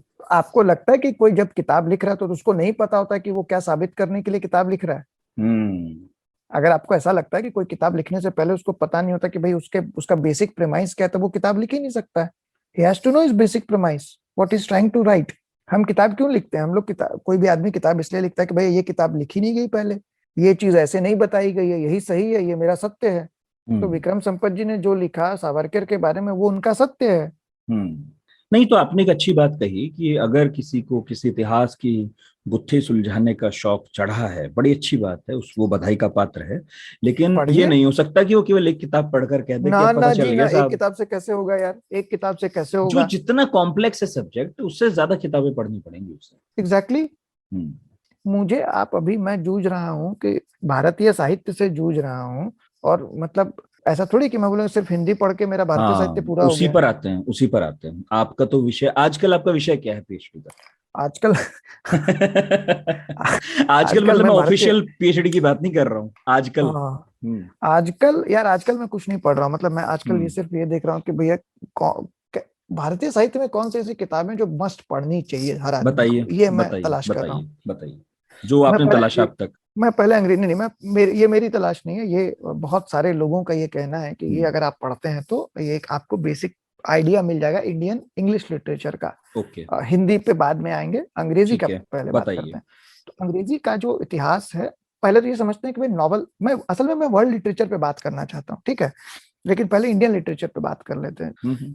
नॉवल पे अगर बात करें, मैं पोइट्री की भी बात नहीं कर रहा। अब देखिए जो मैं कह रहा हूँ ना, जब तो कैसे हिस्से बट गए, ठीक है, कि आपका क्या रुचि है। तो आप मान लीजिए कि नॉवल की बात करते हैं जो कि पढ़ने में बहुत समय लगता है, तो भारत में नॉवल पहला लिखा गया 1865 में, अंग्रेजी का नॉवल, ठीक है। और हम्म। पश्चिम में जो नॉवल पश्चिम से आया, हम्म। 17th सेंचुरी में, कभी 1780s में कभी लिखा गया वो डॉन किहोते, जो स्पेनिश में लिखा गया था, ठीक है, जिसको भारत में लोग कहते हैं डॉन क्विक्सोट। हाँ, राइट। तो उसका प्रोनाउंसिएशन डॉन किहोते है। ये होते और वो मिगुएल डे सर्वांटेस ने लिखा था, तो पहला नॉवल माना जाता है, ठीक है। तो उसके 100 साल के बाद यहाँ पर नॉवल, मैं इसी में एक बहुत इंटरेस्टिंग बात बताना चाहता हूँ कि शेक्सपियर जो है इंग्लैंड में नहीं पढ़ाए जाते थे। अच्छा। शेक्सपियर को पढ़ाने की शुरुआत भारत में हुई। अच्छा। हाँ, इंग्लिश लिटरेचर कोई विषय नहीं हुआ करता था। और ये मैं नहीं कह रहा हूँ, सुजैन विश्वनाथन की किताब में है साहब, कि जब अंग्रेजों ने भारत पे लगभग लगभग कब्जा कर लिया, और हुआ कि भाई अब इनको अंग्रेजी लिटरेचर पढ़ाया जाए, तो कैसे पढ़ाया जाए। तो उन्होंने उन्होंने एक वो बनाया, करिकुलम बनाया इंग्लिश लिटरेचर का, जिसमें सबसे पहले शेक्सपियर को शामिल किया गया। तो वाह, वाह। समझिए कि शेक्सपियर बड़ा कॉलोनियल उसका एक बैकग्राउंड है। मतलब लंदन वगैरह में, यूके में कहीं कभी नहीं, शेक्सपियर कभी नहीं, सिलेबस में कभी पढ़ाए नहीं, नहीं जा रहे थे हमारे तो। कभी नहीं, कभी नहीं, अच्छा, कभी ठीक नहीं। है। तो खैर वो हो गया। लेकिन मैं अपनी बात पे आता, तो भारत पे रहते हैं पहले। तो भारत में साहब 1865 में सबसे पहले अंग्रेजी की किताब, अंग्रेजी का नॉवल, किताब नहीं, अच्छा, अंग्रेजी का जो किताब है भारत में किसी भारतीय द्वारा लिखी हुई सबसे पहली अंग्रेजी की किताब एक बिहारी ने लिखी थी। क्या कहने। हाँ, बिहारी का नाम था दीन मोहम्मद। उन्होंने किताब लिखी थी ट्रेवल्स ऑफ दीन मोहम्मद। हम्म। तो दीन मोहम्मद साहब ब्रितानी सेना में सिपाही थे, और फिर बाद में लंदन चले गए, वहां उन्होंने एक सैलून खोला, हम्म। और चंपी वम्पी करते थे, तो उनके नाम पे शायद चंपी वम्पी शैम्पू, उसी से शैम्पू बना, ऐसा लोग कहते हैं, मुझे नहीं पता इसके बारे में ज्यादा, लेकिन हाँ, उनकी किताब है द ट्रेवल्स ऑफ दीन मोहम्मद करके। और ये 17th सेंचुरी 1780s में कभी लिखी गई थी ये किताब शायद। तो ये पहला ट्रेवलॉग लिखा गया भारत में अंग्रेजी में। उसके बाद जो नॉवल लिखा गया सबसे पहला अंग्रेजी में, वो था 1864 में, राजमोहन वाइफ, जो बंकिम चंद्र चटर्जी ने लिखा। बिल्कुल सही। ये बंकिम चंद्र चटर्जी वही है जिन्होंने आनंद मंथ लिखा, और वंदे आनंद मठ मातरम, लिखा, बिल्कुल। और वो वंदे दुर्गेश मातरम वाले, नंदिनी लिखा। वंदे मातरम दुर्गेश तो आनंद मठ नंदिनी। का हिस्सा था। हाँ, लोग कहते हैं कि भाई दुर्गेश नंदिनी का ही अंग्रेजी रूपांतरण है राजमोहन वाइफ, लेकिन ऐसा नहीं मानना चाहिए, क्योंकि वो कहते हैं कि भाई दोनों अलग अलग हैं। हम्म। तो राजमोहन वाइफ लिखा, ये 1864 की बात है। उसके बाद वो काफी उधर, उसके बाद उन्होंने बंगला में भी कुछ कुछ लिखा। और उसके बाद जो बड़ा नॉवल है, मतलब बीच में और भी नॉवल लिखे गए, बहुत सारे लोगों ने लिखा, माइकल मधुसूदन दत्त ने लिखा, तोरू दत्त ने लिखा, तो बंगाल में बहुत काम हुआ। उसके बाद जो बड़ा नॉवल आता है 1916 में, रविन्द्रनाथ टैगोर का, हम्म। जो जो अंग्रेजी में ट्रांसलेट और बड़ा मकबूल हुआ या बड़ा विवादास्पद रहा, home and the world, home जो एंड द घरे वर्ल्ड। बाहरे, जो बंगला में है, घरे बाहरे, उसको लेके बहुत विवाद हुआ, क्योंकि एक अंग्रेज थे, उसका नाम अभी मुझे याद नहीं आ रहा, क्या तो नाम था, उसने जॉर्ज लुकास ने कहा कि अरे बहुत ही खराब किताब है, तो अंग्रेजी भी नहीं आती इसको लिखना। ये नोबेल जीतने के बाद टैगोर के बारे में उन्होंने कहा था। वाह। तो वो बड़ी कंट्रोवर्शियल हुई। वो आज अब जो है अमेरिकी विश्वविद्यालयों में पढ़ाई जाती है आज के डेट में। वाह, वाह, वाह, वाह। टैगोर, गीतांजलि भी पढ़ाई जाती है, लेकिन होम एंड द वर्ल्ड अब नए सिरे से उसको रिडिफाइन किया जा रहा है कि नॉवल के फॉर्म पे बहुत अच्छा काम था। उसके बाद सब 1900, उसके बाद किताबें लिखी जाती रही, लेकिन मैं आपको बड़ी बड़ी किताबें बता दे रहा हूँ, जैसे जो पढ़नी चाहिए। उसके बाद साहब अनटचेबल आई, मुल्क राज आनंद की, जो कि कास्ट सिस्टम पे थी। एक महिला की कहानी है जो कि कास्ट का जो ऑपरेशन झेलती है। मुल्क राज आनंद खुद ऑक्सफोर्ड में पढ़ रहे थे, उस पर उन्होंने किताब लिखी, बड़ी मकबूल हुई, अनटचेबल। उसके बाद कांथापुरा आई राजा राव की, वो भी एक महिला की कहानी है जो कास्ट सिस्टम से रिलेटेड कहानी है वो भी। तो ये सारी किताबें बहुत मकबूल हुई उस जमाने में। ये 1935-36 की किताब है दोनों, ये क्या नाम है उनका, अनटचेबल्स भी और ये कांथापुरा भी, ये दोनों उस पीरियड की किताबें हैं। उसके बाद आर के नारायण आते, तो आर के नारायण की तो बहुत सारी किताबें, इंग्लिश टीचर है, गाइड है, मालगुडी डेज है। तो और अंग्रेजी में, अच्छा वो उनकी सबसे, मेरा जो पसंदीदा उनका वो है कि भाई वो एक छोटे शहर में रहकर लिखते थे, वो बड़े शहर में नहीं थे। और क्योंकि ये इसलिए इंपॉर्टेंट अंडरलाइन कर रहा हूँ क्योंकि ये चीज बदल गई बाद में जाके। उनके बाद जो भी बड़े ऑथर अंग्रेजी के आए वो ज्यादातर जो है बड़े उसके थे, मतलब बड़े शहरों वाले लोग थे। हाँ ठीक है। तो ये बड़ा इंपॉर्टेंट उसमें डेवलपमेंट हुआ। उसके बाद साहब जो उसके बाद कमला मार्कंडे की किताब आई नेक्टर इन ए सेव करके, तो वो अर्बनाइजेशन पे थी, इंडिया अर्बन हो रहा था, तो उस पे वो किताब आई, तो वो बड़ी मकबूल हुई किताब। वो भी एक परिवार की कहानी है वो वाली भी। उसके बाद साहब अपने नायपॉल जी लिख रहे हैं 1961 में हाउस फॉर मिस्टर विश्वास, और उसके बाद 79 में उनकी किताब आती है अबेंडन द रिवर, जो अफ्रीका पे है। ये दोनों किताबें इंपॉर्टेंट, मतलब नायपॉल, फिर आप नायपॉल को जो भी पढ़ लो यार, नायपॉल को तो सब कुछ पढ़ना चाहिए आदमी को, वो इतने अच्छे राइटर थे। तो वो किताब आ गई साहब। उसके बाद 81 में साहब अपने हमारे वो आ जाते हैं, क्या नाम है उनका यार, सलमान रश्दी। अब सलमान रश्दी पे साहब, आपको सलमान रश्दी का तो भाई अथाह संसार है, मिडनाइट चिल्ड्रन। अच्छा, मिडनाइट चिल्ड्रन की खास बात क्या है, लोग क्यों पढ़ना चाहिए, वो बहुत बोरिंग किताब है, मतलब मैं दो चार बार कोशिश करके पढ़ पाया हूँ। उसको इसलिए पढ़ना चाहिए कि उस आदमी ने सबसे पहले 1981 में एक ऐसा नॉवल लिखा जो कि नॉवल के कैरेक्टर के साथ साथ भारत की भी कहानी बता रहा था। एग्जैक्टली, उसके साथ बड़ा हो रहा है। तो वो आइडिया इंपॉर्टेंट था उसका असल में बहुत। तो उस पर फिल्म भी बनी हिंदी में भी, फिर उसका तर्जुमा हुआ किताब का। तो वो इसलिए वो किताब इंपॉर्टेंट हुई। उसके बाद साहब आप उपमन्यु चटर्जी की एक बड़ी इंटरेस्टिंग किताब आई जो भारतीय मिडिल क्लास पे थी, वो इंग्लिश अगस्त 1988 में आई ये किताब। ये हो गया। उसके बाद शशि थरूर की किताब है 1989, मतलब 1989 में द ग्रेट इंडियन नॉवल, तो वो भी एक इम्पोर्टेंट किताब, अच्छी किताब है। खुशवंत सिंह ने जो लिखी ट्रेन टू पाकिस्तान, जो पार्टीशन पे थी, वो बहुत इंपॉर्टेंट माना जाता है। हाँ। उसके बाद इमरजेंसी के बैकग्राउंड पे रोहिंटन मिस्त्री की किताब है फाइन बैलेंस करके, जो शॉर्टलिस्ट हुई थी बुकर के लिए। उसके बाद अनीता देसाई की किताब है फास्टिंग फीस्टिंग, वो भी बुकर के लिए शॉर्टलिस्ट हुई, मिली नहीं 1999 में।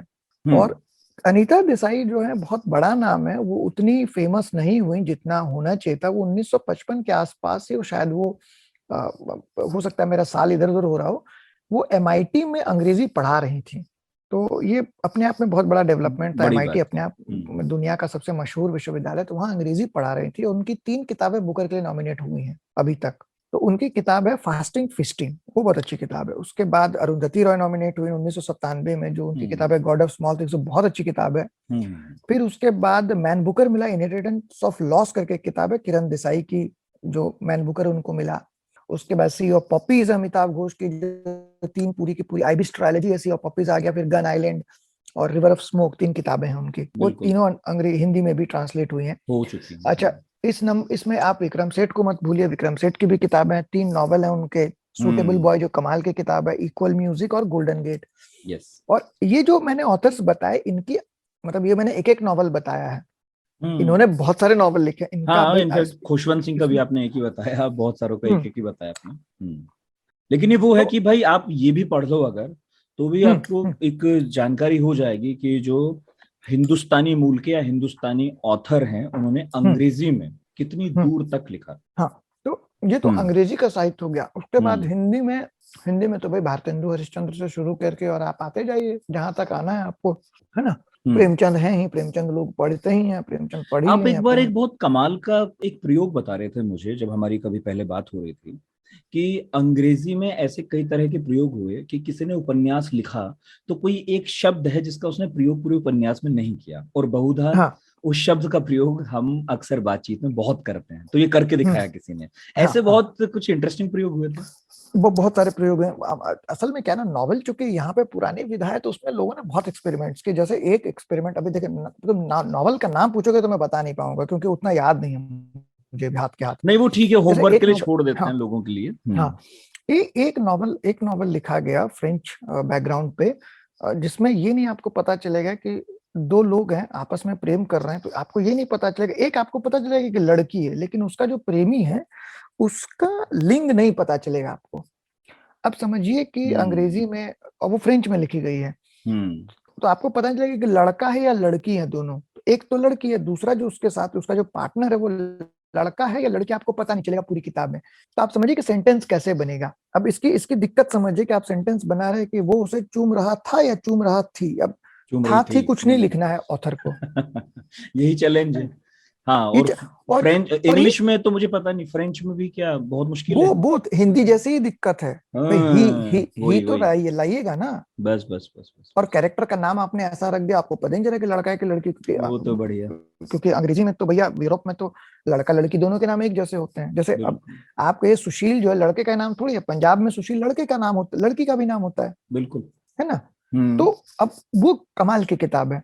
उसके बाद जो तुम जिक्र कर रहे थे, जैसे हम्म जी जो है, जी कैपिटल जी या स्मॉल जी जो भी बोल लो, जैसे गॉड, गॉड वाला जी। तो एक किताब है जिसमें उन्होंने जी जी जी जो अल्फाबेट है उसका इस्तेमाल नहीं किया है। मतलब आप हिंदी, अच्छा, तो मुझे अंग्रेजी का कोई भी एक सेंटेंस बोलो, एक कुछ भी जैसे normal, he is a nice simple boy, he is a setting बोलो, nice I fellow, am eating, yes, है ना, I I am am eating, I am eating, going, yes. I am going, I am living, I am sleeping. अब तुम देखो सब में जी हाँ, कोई शक ही नहीं है इसमें। है ना। तो हिंदी अंग्रेजी में सबसे ज्यादा यूज होने वाला alphabet, one of the most क्रियाओं यूज्ड को तो छोड़ अल्फाबेट ही नहीं इज जी। सकते आप, हाँ, क्रियाओं को छोड़ेंगे कैसे जी लगाए बिना। सब में जी है। हम्म पूरी की पूरी किताब है जिसमें जी का इस्तेमाल नहीं किया गया है। बाप रे बाप। अच्छा, और इससे इनकी उस पर फर्क नहीं पड़ता, कहानी पर, मतलब कथानक पर कोई फर्क नहीं पड़ा? बहुत यही तो शानदार किताबें चैलेंज है ना, लिखी गई। यही तो क्रिएटिविटी है ना बॉस। हम्म। यही तो आप अपने आप को चैलेंज करते हैं, नया कैसे रचेंगे। हिंदी में हुआ ऐसा कुछ, या फिर हिंदी छोड़िए भारतीय भाषाओं में ऐसा कहीं हुआ हो कोई तो प्रयोग दिखता है? हो सकता है कि हुआ हो, मुझे नहीं पता। अच्छा। हो सकता है कि हुआ हो, क्योंकि मैं क्लेम नहीं कर सकता कि मुझे पता है। हम्म लेकिन इस तरह के एक्सपेरिमेंट्स कविता में जरूर हुए हैं। कविता में हुआ? कविता में हुए हैं, जैसे संस्कृत में जिसको हम लोग अनुप्रास बोलते हैं कि भाई ऐसे हुए कि भाई सौ सारे शब्द सौ से शुरू हो जाएंगे या क से शुरू होंगे। तो संस्कृत पोएट्री में हुए हैं ये प्रयोग, हाँ, ये हुआ है। है ना। अच्छा, हाँ, कुछ आप जोड़ रहे थे क्या? मैं अगला सवाल हाँ, पूछूं? ये जो किताब आई जिसमें जी नहीं था, तो उसका मेरे ख्याल से किसी अखबार में रिव्यू छपा, और उस रिव्यूअर ने भी ऐसा लिखा है रिव्यू के जिसमें जी का उपयोग नहीं किया। तो वाह। ऐसे होता है ये। देखो अब मैं ये सिर्फ ये एग्जांपल्स इसलिए दे रहा हूँ कि आप अच्छी किताब लिखेंगे, कमाल की लिखेंगे, तो उस पर फिर इस तरह से बात आगे बढ़ती है। दिक्कत भारत देश में क्या हो रही है कि कोई किताब लिखी गई तो उस पर सवाल है, बड़ी अच्छी किताब है, बड़ी अच्छी किताब है, बड़ी अच्छी किताब है। आलोचना भी तो वैसे ही हो रही है ना यार। नहीं, तब तो पब्लिशर ये देख लेते हैं पहले कि लेखक मशहूर कितना है, बेच हाँ, पाएगा कि नहीं है। इसीलिए तो आप मुझे पिछले 10 साल में एक बढ़िया हिंदी की किताब बताइए जो आप किसी हम्म को रिकमेंड करेंगे। भाई हम्म तुम थोड़ा बहुत तो पढ़ते हो ना, ऐसा तो नहीं कि एकदम नहीं पढ़ते। मुझे बताओ हम्म। 5 किताब हिंदी की जो पिछले 10 साल में छपी हो, नहीं, अब जो आप मैं तो रिकमेंड अपनी करेंगे किसी बेवकूफी को। में बता ही दूंगा, लेकिन दो चार किताब का नाम लेना ठीक नहीं होगा। लेकिन आप जो कह रहे हैं वो मर्म तो मैं समझ ही रहा हूँ। और ये अक्सर आप लिखते भी रहे हैं, बोलते भी रहे हैं, और बहुत सारे लोगों की चिंता यही है कि क्वालिटी इसलिए खत्म हो गई है क्योंकि आपने ये देखना शुरू किया पहले बाजार की बिकेगा क्या। अब फिर हम्म, बिकेगा तो फिर छाप लो, और अगर अच्छा भी लिखोगे, नहीं बिकेगा तो नहीं छपेगा। और हम्म। इसलिए बहुत सारे लोगों ने डिजिटल का रुख भी किया है क्योंकि वहां छपना थोड़ा आसान है, लागत कम है पब्लिशर की। यार मतलब हाँ, वो सब अलग बात है, उस पर नहीं जाते हैं हम लोग। मेरे ख्याल से वर्ल्ड लिटरेचर पे बात करना चाहिए हम लोगों को। नहीं, ये तो हमारे वक्त की चिंता है ना। हम्म। अभी सबसे बड़ी चिंता यही है कि डिजिटल में भी अच्छी किताबें आ रही हैं, लेकिन गांव देहात में वो क्रांति वैसे नहीं पहुंची ना जैसे दिल्ली मुंबई में है। यार असल में क्या है ना, हम्म हिंदी की दिक्कत क्या है, मतलब मैं थोड़ा सा भी भारतीय हिंदी समाज के बारे में बात कर रहा हूँ इसलिए, क्योंकि जो बात कुछ लोग बोलते हैं तो उनको राइट विंग कह के लोग खारिज कर देते हैं। ये एक बड़ा इंपॉर्टेंट डेवलपमेंट भारतीय हिंदी साहित्य में ये रहा कि खेमे बन गए, वैचारिक खेमे बन गए। तो अगर आप मार्क्सवादी हैं तो मार्क्सवादी लोगों ने आपको प्रमोट किया, आपकी किताबों को प्रमोट किया, चाहे वो कितनी खराब क्यों ना हो। तो दूसरे जो खेमे थे, मतलब जो किसी खेमे के नहीं थे या जो इमांसिपेट कर गए थे, उनकी किताबों को उन्होंने रद्दी कर दिया। कह रहे साहब ये बेकार किताब है। जैसे निर्मल वर्मा के बारे में लोग कहते हैं कि भाई उनको बहुत सालों तक उनको रिकॉग्निशन नहीं मिला, या कृष्ण बलदेव वैद है, उनको कोई प्राइज नहीं मिला, बहुत अच्छे लेखक थे, उनकी डेथ हुई अभी पिछले साल, कितनी अजीब बात है, कितने बड़े नाम है है। ना। हाँ, तो वो चूंकि वो मार्क्सवादी नहीं थे, अब मार्क्सवादी क्यों नहीं थे साहब, निर्मल निर्मल वर्मा प्राग में रहे तो मार्क्सवादी हो नहीं, मार्क्सवादी थे, प्राग जाकर जब रहे तो उनको पता चला कि भैया मार्क्सिज्म का बड़ा कम्युनिस्ट शासन है ज्यादा और बड़ा दिक्कत, ज्यादा करीब चले गए शासन के, ज्यादा मार्क्सवादी करीब के। चले गए तो वो पलट हाँ। गए भाई, तो उनकी किताब उनको नहीं रिकॉग्निशन होता नहीं है। मिला, हालांकि हालांकि उनको सब अवार्ड वर्ड मिला निर्मल वर्मा को, लेकिन जो एक होता है ना कि साहित्यिक बिरादरी में इज्जत, वो उनको उस तरह से अपने जीते जी नहीं मिली, कम मिली। तो ये रहा जो, लेकिन जैसे आप पढ़ेंगे भाई भीष्म सानी, भाई बड़ा नाम है, वही मार्क्सिस्ट थे, या तमाम लोग जो लिख रहे थे, यशपाल की किताब है, सब लोग मार्क्सिस्ट थे। तो एक वो इम्पैक्ट रहा है कि जिसकी वजह से जो दूसरे लेखक थे या जो दूसरी कविताएं थी या दूसरे जो कवि थे, उनको उस तरह का रिकॉग्निशन नहीं मिला। अब देखिए कि प्रेमचंद की आलोचना कोई नहीं करता अब हिंदी में, हाँ, अब है ना। तो नहीं। प्रेमचंद की बेहतरीन आलोचना जो है शमसुर रहमान फारूकी साहब ने की, और कमाल की आलोचना की है।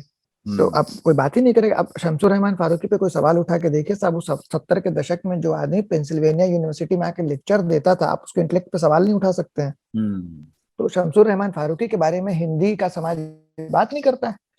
अगर मैं किसी को कहता हूँ तो लोग कहते हैं नहीं बात करते हैं, आपको नहीं पता है। अरे भाई मैं कह रहा हूँ कि मैं बहुत सामान्य पाठक हूँ, मैं सामान्य पत्रकार हाँ, हूँ। यदि मुझ तक नहीं पहुंचा और आप तक पहुंचा तो ठीक है, आप उस तो क्लब के हिस्सा होंगे जहाँ बात होती होगी। जब बात होती है, ठीक है ना। अब उस आदमी ने मीर के बारे में लिखना शुरू किया और 6 वॉल्यूम में मीर के बारे में लिखा, और गालिब के बरक्स खड़ा कर दिया कि भाई मीर बड़ा शायर है। आप खारिज करिए उस आदमी को। हाँ, मीर को पहचान उनके कारण आजकल जो हुई है वो इसीलिए हुई है। एग्जैक्टली ठीक है। उसके बाद उस आदमी ने उस आदमी को आप सुनिएगा, उनके यूट्यूब के लेक्चर सुने शमसुर रहमान फारूकी की, कि भाई भवभूति और संस्कृत पोइट्री पे उससे बेहतर बोलने वाले हिंदी में लोग नहीं हैं। और ये मैं मजाक में नहीं कह रहा हूँ। तो आप उसको कैसे खारिज करेंगे यार, कि वो संस्कृत पे भी उतनी ही प्रवाहता से बोल रहा है, उतना ही प्रवाह उस आदमी के कहने में। उसके बाद आप कहे अरे भाई ये तो आलोचक है। उस आदमी ने उसके बाद जब नॉवल लिखना शुरू किया तो भाई कई चांद थे शरे आसमां जैसा नॉवल दिया, जो कि मैं कहता हूँ कि वो नोबेल प्राइज विनिंग नॉवल है। वो इतना जबरदस्त, उसका अनुवाद असंभव है करना, उसको नोबेल प्राइज मिलना चाहिए उस नॉवल को। वो इतनी जबरदस्त किताब है वो। सच है। चले गए फारूकी साहब, लेकिन काम तो है ना भाई। तो एक ये भी है कि हिंदी पट्टी में खास करके हम लोग अच्छे काम को रिकॉग्नाइज नहीं करते हैं। हाँ, बिल्कुल है। अच्छा, एक बात और है कि हिंदी पट्टी के जो बच्चे हैं जिनकी अंग्रेजी मेरी तरह खराब है, उनका मन बड़ा होता है कई बार कि अंग्रेजी में लिखी जो है किताबें हम पढ़ें। ऐसे में अनुवाद की समस्या तो होती ही है। आप उनको कुछ टिप्स दे दीजिए। मुझसे बहुत बार बोलते हैं कि भैया मन बड़ा होता है लेकिन पहले अंग्रेजी खराब रह गई, अभी सीखने समझने की कोशिश भी करते हैं लेकिन इतनी अच्छी किताबें आती हैं, चर्चा सुनते हैं, तो जो है ना यार, अपनी भाषा में अच्छी बात है मिलती नहीं है पढ़ने को। 2 बातें पहले जाननी चाहिए हिंदी के लोगों को, कि हिंदी नई भाषा है, ठीक है। हिंदी पुरानी भाषा नहीं है। आज से 300 साल पहले कोई हिंदी नहीं बोलता था, इस बात को समझना चाहिए इतिहास। और मैं नहीं कह रहा हूँ ये बात, आलोक राय लिख चुके हैं, और तमाम हिंदी साहित्य में जो शोध करते हैं उनको पता है ये बात कि हिंदी नई भाषा है। खड़ी बोली बहुत रिसेंट डेवलपमेंट है। रिसेंट जब मैं कह रहा हूँ तो 200 साल 150 साल का इतिहास है। उससे पहले लोग ब्रज बोलते थे, अवधी बोलते थे, और सब देवनागरी में लिखी जाती थी। हाँ, उसकी पहले की कहानी पाली और प्राकृत की है, हिंदी तो बहुत ही नहीं है ना। और उससे पहले लोग उर्दू और हिंदुस्तानी जबान में बात करते थे, और फारसी में लिखत होती थी मुगल पीरियड में। तो अब हुआ ये कि जब ये भाषा बनी और खड़ी बोली का विकास हुआ भारतेंदु हरिश्चंद्र के बाद, तो उसके बाद इन्होंने उसको व्यापक बनाने के लिए वॉट एवर रीजन उसको भैया भारत देश की आजादी की लड़ाई से जोड़ दिया। अब जब आजादी की लड़ाई से जोड़ दिया, क्योंकि भाई दोआबा क्षेत्र में वो हिंदी लोग समझ जाते थे। दोआब यानी कि दोआब कह रहा हूँ, ये गंगा किनारे यूपी और बिहार लोग समझ जाते थे। तो बड़े बड़े व्यापक जगह पे बोली जाने लगी। अब क्या है कि भोजपुरी, अवधी, ब्रज, इन सब जगहों पे हिंदी समझ लेते हैं लोग। तो एक लिंक लैंग्वेज बन गई मध्य प्रदेश में और राजस्थान में। लिंक लैंग्वेज बन गई तो इन्होंने साहब उसको एकदम ऐसी बना दी, राष्ट्रवादी भाषा बना दिया। अब किसी भी भाषा को आप नेशनलिज्म से जोड़ेंगे तो वो भाषा संकुचित होने लगेगी, क्योंकि नेशनलिज्म का आइडिया प्रॉब्लमेटिक है। Nationalism is defined against something. तो Hindi was defined as a protest against English. तो जब प्रोटेस्ट अगेंस्ट इंग्लिश है तो भाई अंग्रेजी कपड़ों का ही क्यों बहिष्कार होगा, अंग्रेजी भाषा का भी बहिष्कार होगा। तो वो पूरे के पूरे ना वो मानस में बैठ गया लोगों के। तो आज भी आप हिंदी पट्टी के लोगों को देखेंगे तो ये पाएंगे कि साहब 2 तरह के लोग हैं। या तो हिंदी में, अंग्रेजी में ऐसा प्रेम हो जाता है अंग्रेजी को कि भाई हिंदी को बोलेंगे बड़ी खराब भाषा है, या हिंदी वाले जो है अंग्रेजी पढ़ेंगे ही नहीं कि हमको तो पढ़ना ही नहीं है यार, हमको तो आती है, हम पढ़ेंगे ही नहीं। एक समय मैंने बिल्कुल ऐसा ही परहेज किया। मतलब कहा तो मैं छठी सातवीं आठवीं में शेक्सपियर वगैरह उठाकर पढ़ने लगा, और कहाँ बीच में एक 7 8 9 साल का ऐसा एक वक्फा था जिसमें मैंने बिल्कुल अंग्रेजी किताब को त्याग दिया, और कुछ कुछ इसी भावना के साथ त्याग दिया शायद कि अरे हटाओ, हमें नहीं पढ़नी, हम नहीं पढ़ेंगे, हम अपनी भाषा पढ़ेंगे, अपनी भाषा में पढ़ेंगे। बाद में समझ में आया आदमी अपना ही नुकसान करता है, भाषा का नुकसान नहीं होता है। तो ये बात आप जब समझ लेंगे ना कि भैया ये प्रॉब्लम है, उसके बाद इस बेस के बाद आगे की बात शुरू होती है कि साहब अंग्रेजी पढ़ना चाहिए कि नहीं पढ़ना चाहिए। भाई पढ़ना चाहिए, अंग्रेजी भी पढ़ना चाहिए। अंग्रेजी इसलिए नहीं पढ़ना चाहिए क्योंकि अंग्रेजी में अंग्रेजी की किताब होती है, अंग्रेजी में स्पेनिश की भी किताब मिल जाती है, चाइनीज की भी मिल जाती है, अरबी भी मिल जाती है, और दुनिया की बाकी सारी तमाम भाषाओं की किताबें अंग्रेजी में मिल जाती है पढ़ने हाँ, को। मतलब बड़ा भारी अनुवाद का काम तो अंग्रेजी में ही हुआ है। ठीक है। हाँ। तो ये एक तो ये देख लीजिए। अब ये कहो कि भाई मुझे अंग्रेजी सिखा दो, तो वो तो मेरे लिए संभव नहीं अंग्रेजी सिखाना। लेकिन हाँ, अंग्रेजी अगर आपको नहीं आती है और आप सीखना चाहते हैं, तो यार मैं तो कहता हूँ कि दुनिया में कोई भी भाषा जो है ना, सीखना थोड़ा कठिन तो है लेकिन असंभव नहीं है। कम से कम अंग्रेजी सीखना भारत में तो बहुत आसान है। दो ही सबसे छोटे-छोटे अच्छे इंस्टीट्यूट अंग्रेजी के वही हैं जहाँ सबसे कम अंग्रेजी बोली जाती है नॉर्मली। हाँ, तो उसमें सीख कुछ सकते नहीं है यार। आप अंग्रेजी का अखबार पढ़ना शुरू कीजिए, एक डिक्शनरी रख लीजिए और पढ़ते जाइए साहब। ठीक है, ग्रामर समझने के लिए यूट्यूब पे इतने सारे वीडियो देख लीजिए। यूट्यूब पे दूसरे वीडियो, आप खाना बनाने का वीडियो देख सकते हैं, अंग्रेजी का वीडियो क्यों नहीं देख सकते भाई। तो जो पढ़ने वाला है ना बॉस, वो पढ़ लेता है। मैं अभी एक आईएमसी के बच्चे का देख रहा था कि वो कांति वाजपेयी को भी इंटरव्यू कर रहे हैं, प्रताप भानु मेहता को भी इंटरव्यू कर रहे हैं, सारे लोगों को इंटरव्यू कर रहा है। लड़का यंग लड़का यार, वो खुद को बोले कि मैं मिलेनियल हूँ और मिलेनियल इज आस्किंग क्वेश्चंस। तो कितना बढ़िया काम लड़के का यार, दीपक करके एक लड़का, बहुत अच्छा काम है। तो वो भी तो हिंदी पट्टी का ही लड़का, उसको तो कोई ऐसी अंग्रेजी नहीं आती। भाई चोम्स्की का उसने इंटरव्यू किया ईमेल पर।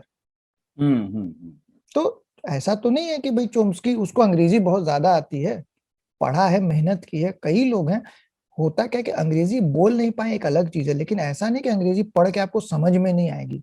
बिल्कुल, बहुत आसान है ना? है समझना। डिक्शनरी है, डिक्शनरीज, हाँ डिक्शनरीज पढ़ते हैं रहिए, आजकल, मोबाइल में डिक्शनरी हैं। आप केवल क्लिक दिखते कीजिए, रहिए। क्लिक भी नहीं करना, उस शब्द को थोड़ी देर दबाना है, 1 सेकंड, हाँ, और बस। वहां पर ऑप्शन आने लगते हैं कि ये अर्थ है हाँ, इसका। तो मैं उसको तो अब अगर कोई ये कारण देता है कि भाई मुझे अंग्रेजी नहीं आती है, तो इसका मतलब आप पढ़ना नहीं चाहते। सिंपल बात ये है यार।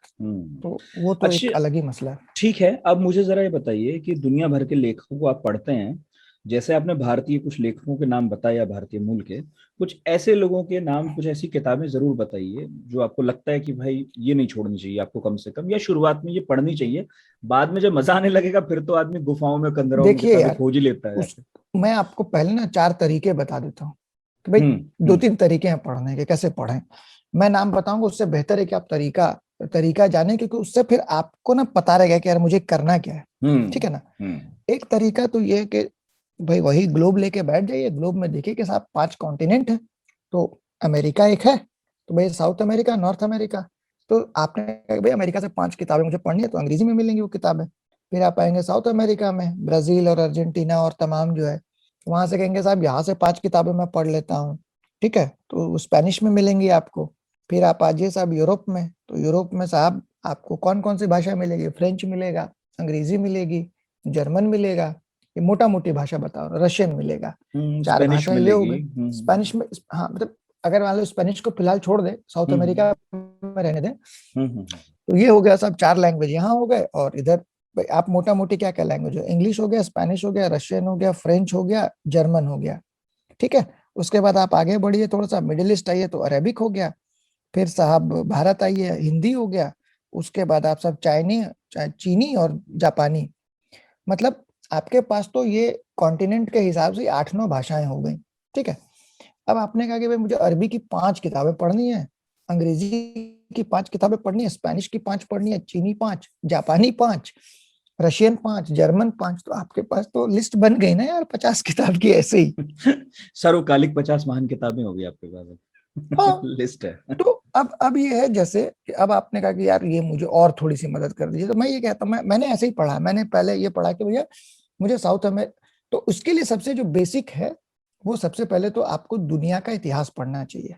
ठीक है, आप ये उस देखिए किताब का नाम अब उसका भी नाम वो बता बता रहा दीजिए। हूँ, वो टेक्निक मैंने नहीं बदली है। अच्छा, ठीक है, तो वर्ल्ड हिस्ट्री पेंगुइन की है। वर्ल्ड हिस्ट्री पेंगुइन की पब्लिश है, modern history of the world.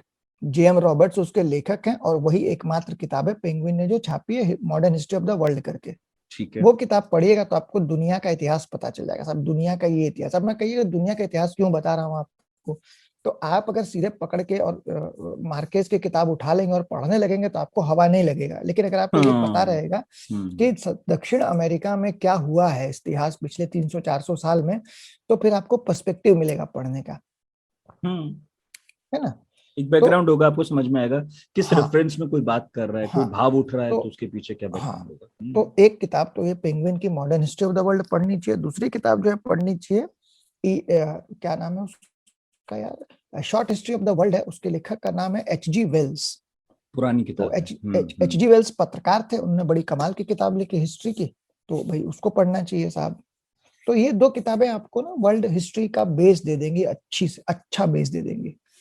और इसमें फिर वही रेफरेंसेस मिल जाएंगे आपको, तो आप अपना रेफरेंसिंग जितना लेना है ले लीजिए। यूरोप के इतिहास का रेफरेंस अलग मिल जाएगा, उत्तर अमेरिका का अलग मिल जाएगा, दक्षिण अमेरिका का अलग मिल जाएगा, चाइना जापान का अलग मिल जाएगा, ठीक है ना।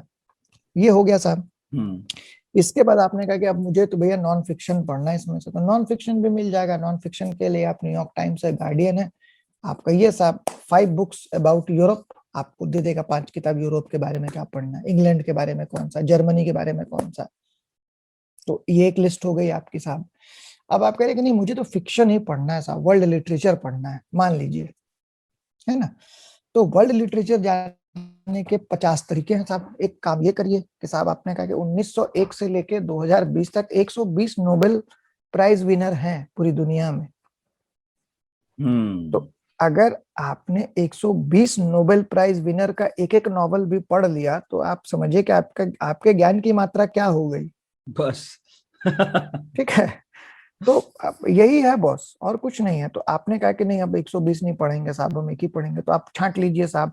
आप साउथ अमेरिका से एक नोबेल प्राइज विनर पढ़ लीजिए, तो उसमें साहब बहुत सारे नोबेल प्राइज विनर हैं भाई, मार्केज है, मारियो वर्गस लोसा है, मैं नाम बहुत सारे दे सकता हूँ, लेकिन मतलब नोबेल प्राइज विनर का ही लेते हैं। तो उसमें से जिसमें जो बहुत महान लोग है, अच्छा जब आप ऐसे पढ़ने लगेंगे ना तो आपको लगेगा, आप कहीं ना कहीं आप कोई आर्टिकल टकराएगा जो कहेगा कि भाई ये 5 लोग जिनको नोबेल नहीं मिला लेकिन नोबेल से बड़े महान लोग हैं। जैसे प्रूस्ट को नोबेल प्राइज नहीं मिला, वो सर्वकालिक महान लेखक है मार्शल प्रूस्ट। काफका को नहीं मिला, काफका वो ऑथर है जिसको नोबेल प्राइज विनर लोग कोट करते हैं कि साहब काफका नहीं होते तो मैं आज नहीं होता।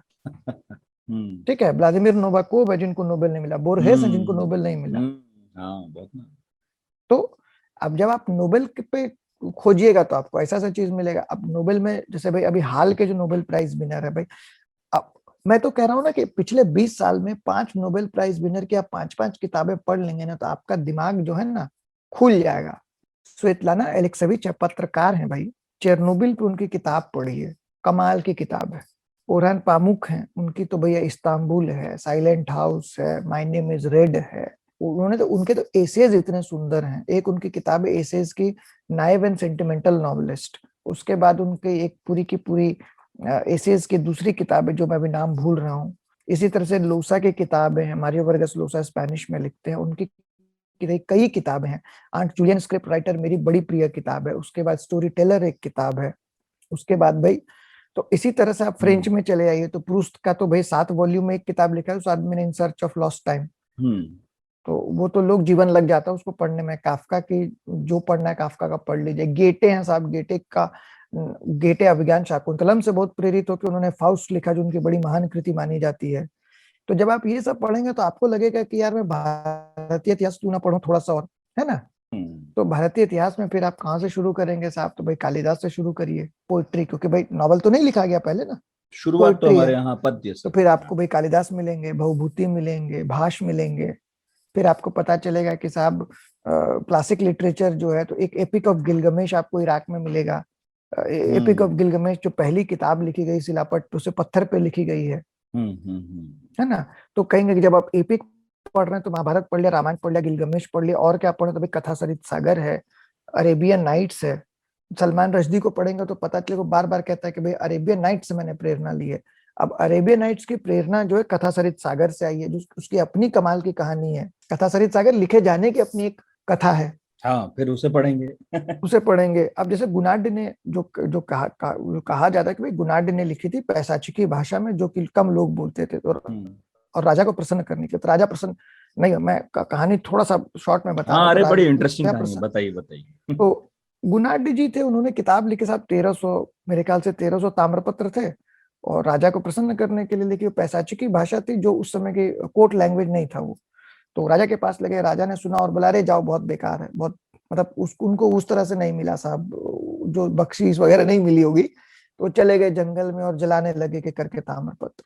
फिर वो हुआ कि नहीं, बड़ी कमाल की चीज है, उसको वापस करो, बुलाओ। तो बोला अरे वो जला रहा है। तो गए लोग दौड़ते हुए, तो जब तक मिली किताब तो 500 पेज ही बचे उसके। वो फिर पैसाचिकी से उसको प्राकृत में ट्रांसलेट किया गया, और पैसाचिकी वाला जो पोर्शन था वो ओरिजिनल आज भी किसी के पास नहीं है। तो फिर वो प्राकृत से संस्कृत में हुआ, और फिर वो हिंदी में हुआ, और अभी वो अतिया सत्तार ने उसका अंग्रेजी ट्रांसलेशन किया है, कथा सरित सागर का। तो कथा सरित सागर नाम है भाई, सी ऑफ स्टोरीज। तो हाँ, कथा सरित सागर अरसिया सत्तार ने ट्रांसलेट किया। बहुत अच्छा ट्रांसलेशन, अंग्रेजी में पढ़ना हो तो हिंदी में भी मिल जाएगा। कथा सरित सागर करेंगे तो मिल जाएगा, वो नाम उसका। वो मिल जाएगा। तो अब ये सब तो चीजें भाई, एक बात बताइए हमको, जब ये हिंदी में कोई बात करता है कहानियों की, तो कोई नहीं बताता कथा सरित सागर के बारे में यार। प्रेमचंद से पीछे कोई नहीं बताता है। सही बात है, ऐसा लगता है यहीं से शुरू हुआ है। तो ये तो प्रॉब्लमेटिक है ना यार। तो आप कथा सरित सागर नहीं बताएंगे, आप पंचतंत्र नहीं बताएंगे, आप पढ़ेंगे नहीं, तो क्या पढ़ रहे हैं? पंचतंत्र, हितोपदेश और बहुत कुछ बता नहीं रहे ना ये सब किताबें। तो ये हो गया। उसके बाद जैसे ना, मतलब मुझे अफ्रीकी साहित्य में एक समय में बहुत इंटरेस्ट आ गया था। तो मैं सबको बताता हूँ ये किताब पढ़नी चाहिए। चिनुआ अचेबे की किताब, 3 किताबें हैं। थिंग्स फॉल अपार्ट ट्रायलॉजी है, things fall apart, arrow of God और नो लॉन्गर एट ईज। अद्भुत किताब है तीनों, वो जरूर पढ़ना चाहिए। उसके बाद इजिप्ट ट्रायलॉजी उसकी है, मैं नाम अभी भूल रहा हूँ, नगीब महफूज की द कायरो ट्रायलॉजी है। अलग अलग नाम है तीनों किताब का, मैं नाम मुझे याद नहीं, लेकिन उनकी कायरो ट्रायलॉजी जरूर पढ़नी चाहिए। भारत पे नायपॉल की कहते तो नहीं है ट्रायलॉजी, लेकिन एक तरह की ट्रायलॉजी है। 1961 में उनकी ऐसे की किताब आई थी, द एरिया ऑफ डार्कनेस। उसके बाद उनकी कुछ साल के बाद आई इंडिया वुंडेड सिविलाइजेशन, और तीसरी किताब आई उनके 90s के, इंडिया मिलियन म्यूटिनीज नाउ। तो वो तीनों ऐसे उनका है। तो वो कमाल की चीजें पढ़नी चाहिए। उसके उनके अपने बायसेस हैं नायपॉल साहब के, है ना। तो लेकिन उसके साथ पढ़ना चाहिए। उसके बाद सुनील खिलनानी की बहुत कमाल की किताब है, द आइडिया ऑफ इंडिया। अरे गजब, है ना। तो वो जरूर पढ़ना चाहिए। उसके बाद जैसे कि ग्लोबलाइजेशन एक पीरियड है, उस पर जरूर पढ़ना चाहिए। ग्लोबलाइजेशन पे गुरुशरण क्या नाम है उनका? नाम गुरुशरण दास है। गुरुशरण दास। उनकी किताब इंडिया अनबाउंड बहुत अच्छी किताब है, जबकि वो कॉर्पोरेट पर्सपेक्टिव से लिखी गई है। उन्होंने इसी विधा में और बहुत सारी लिखी हैं। हाँ, बहुत अच्छी। तो वो पढ़ना चाहिए। फिर एंटी कॉर्पोरेट आइडियोलॉजी में नो लोगोस करके किताब है नॉमी क्लाइन की, वो पढ़नी चाहिए।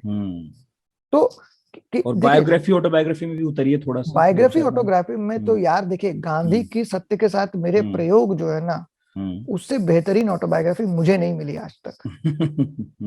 ठीक है। और ये मैं मतलब ऐसा नहीं कि गांधी जी इसलिए कह रहा हूँ, मैं बहुत सारी चीजों से असहमति है मुझे, गांधी के कई सारी चीजों से मैं असहमत हूँ पर्सनली, लेकिन वो कमाल की किताब है। अब ऑटोबायोग्राफी तो मेरी एक और पसंदीदा बड़ी ऑटोबायोग्राफी है जो रामचंद्र गुहा ने लिखी है, वेरियर एल्विन की, सैवेजिंग द सिविलाइज्ड। वो आदिवासी लोगों पे है। वेरियर एल्विन एक अंग्रेज थे जो भारत आए थे गांधी जी के समय में। गांधी जी ने उनको कहा कि तुम आदिवासियों के साथ जाके काम करो।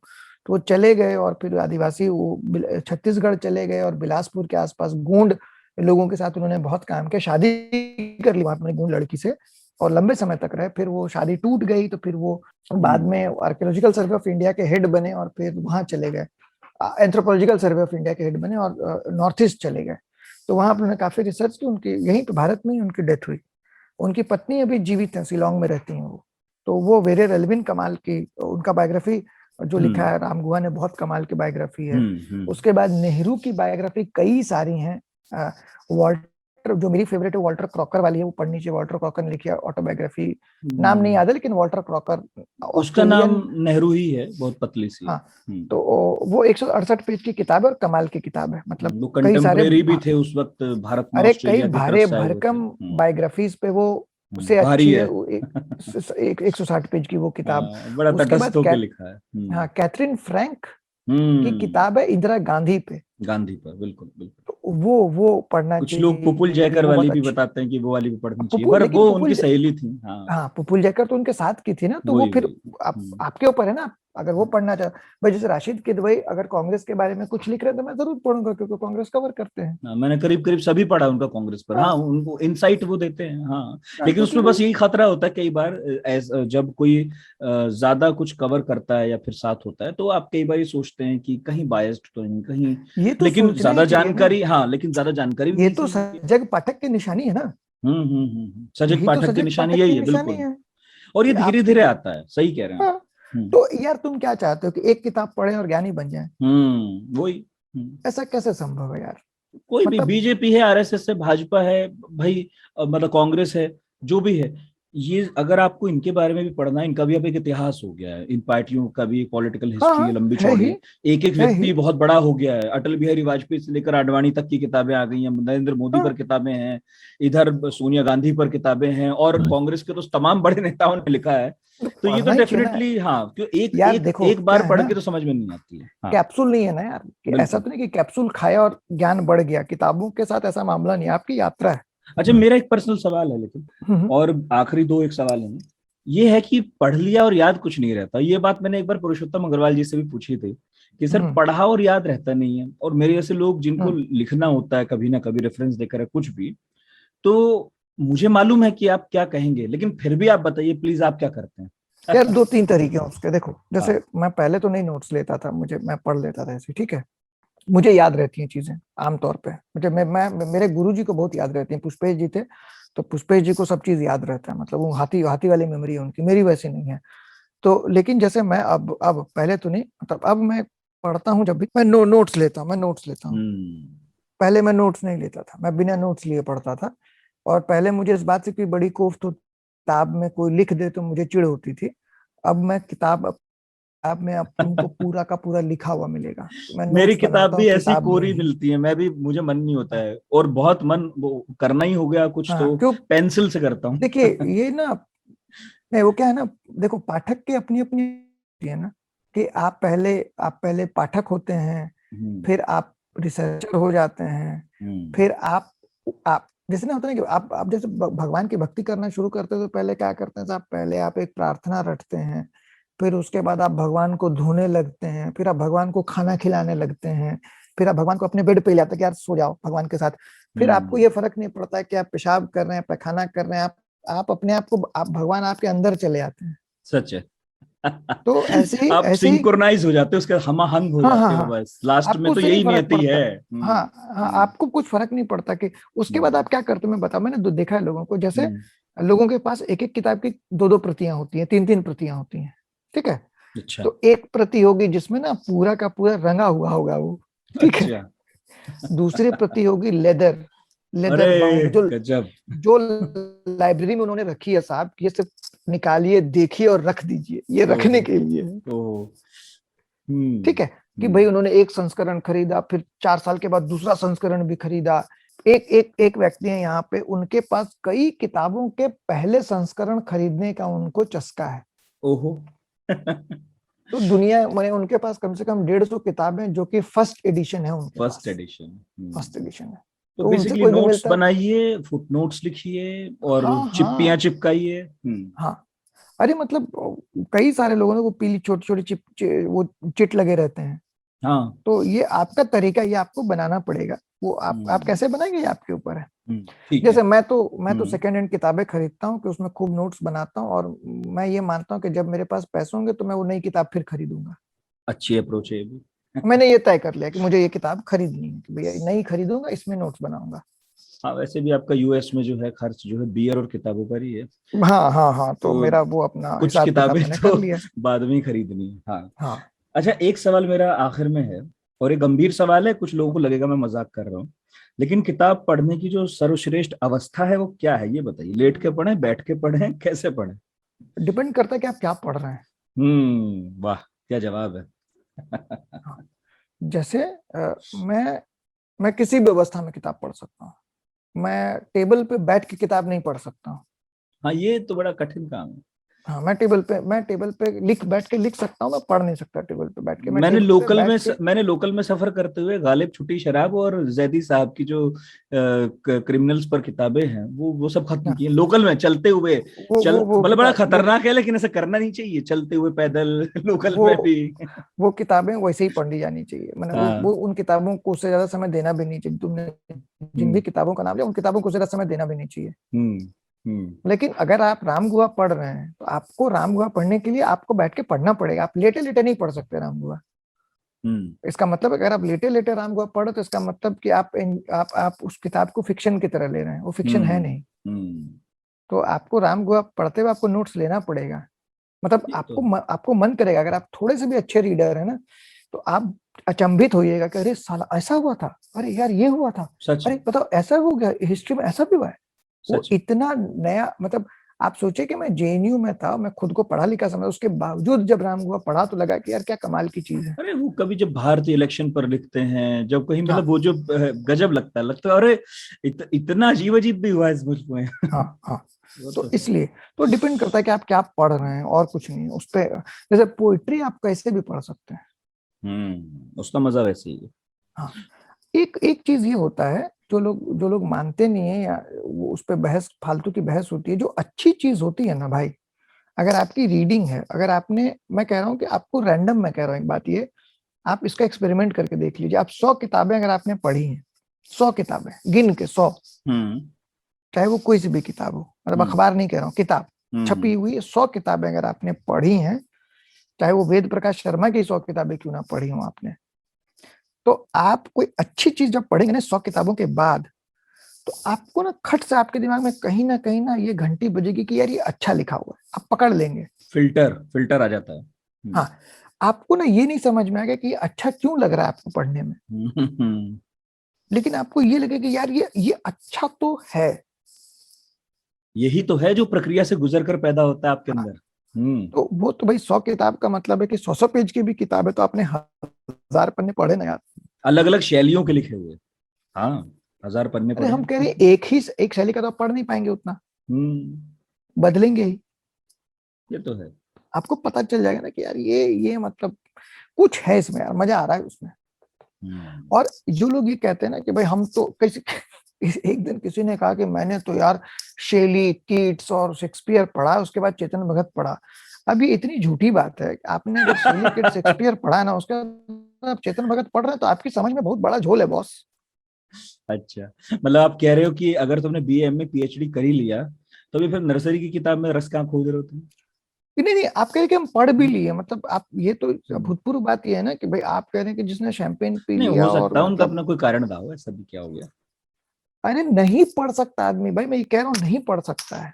हम्म अगर आपका लेबल शेक्सपियर का है तो आप हम्म चेतन भगत पे नहीं आ सकते। आपका लेबल चेतन भगत से शेक्सपियर तक जरूर जा सकता है। नहीं, मैं इसी की बात कह रहा था शुरू में, जो हम शायद स्पष्ट ना कर सके हों, कि वो जो स्ट्रक्चर्ड पढ़ाई है जो बहुत लोग नहीं कर पाते, जैसे मेरे साथ भी हुआ है कि मैं विरोधाभासों में फंस गया आखिर में आके, क्योंकि मैंने जब किसी विषय पर पढ़ा तो उसमें कोई एक स्ट्रक्चर नहीं था। आज ये पढ़ लिया उस पर, फिर 2-3 साल बाद कोई किताब हाथ में, मैंने वो पढ़ ली, फिर 1-2 साल बाद कुछ लेख हाथ में पढ़ा, मैंने नहीं वो नहीं, पढ़ डाला, वो नहीं फिर नहीं नहीं मुझे नहीं समझ नहीं में आया वो खिचड़ी हो गया, कुछ पता ही नहीं चला कि नहीं नहीं नहीं बाद नहीं, में वो क्या समय हुआ, पहले नहीं क्या नहीं हुआ, सच क्या झूठ नहीं क्या। नहीं, देखिए देखिए देखिए देखिए देखिए, पढ़ते पढ़ते ना एक, ये जो तुम स्ट्रक्चर की बात कर रहे हो ना बॉस, कि स्ट्रक्चर कैसे बनता है, स्ट्रक्चर बनने में 1-2 साल में नहीं बनता है। It takes time, it takes a very thoughtful approach कि what I want to read and what I don't want to read। ये लोगों का जीवन बीत जाता है, लोग प्रोफेसरशिप से खत्म कर जाते हैं पढ़ के, और उनको नहीं पता रहता है कि मुझे क्या नहीं पढ़ना चाहिए और क्या पढ़ना चाहिए।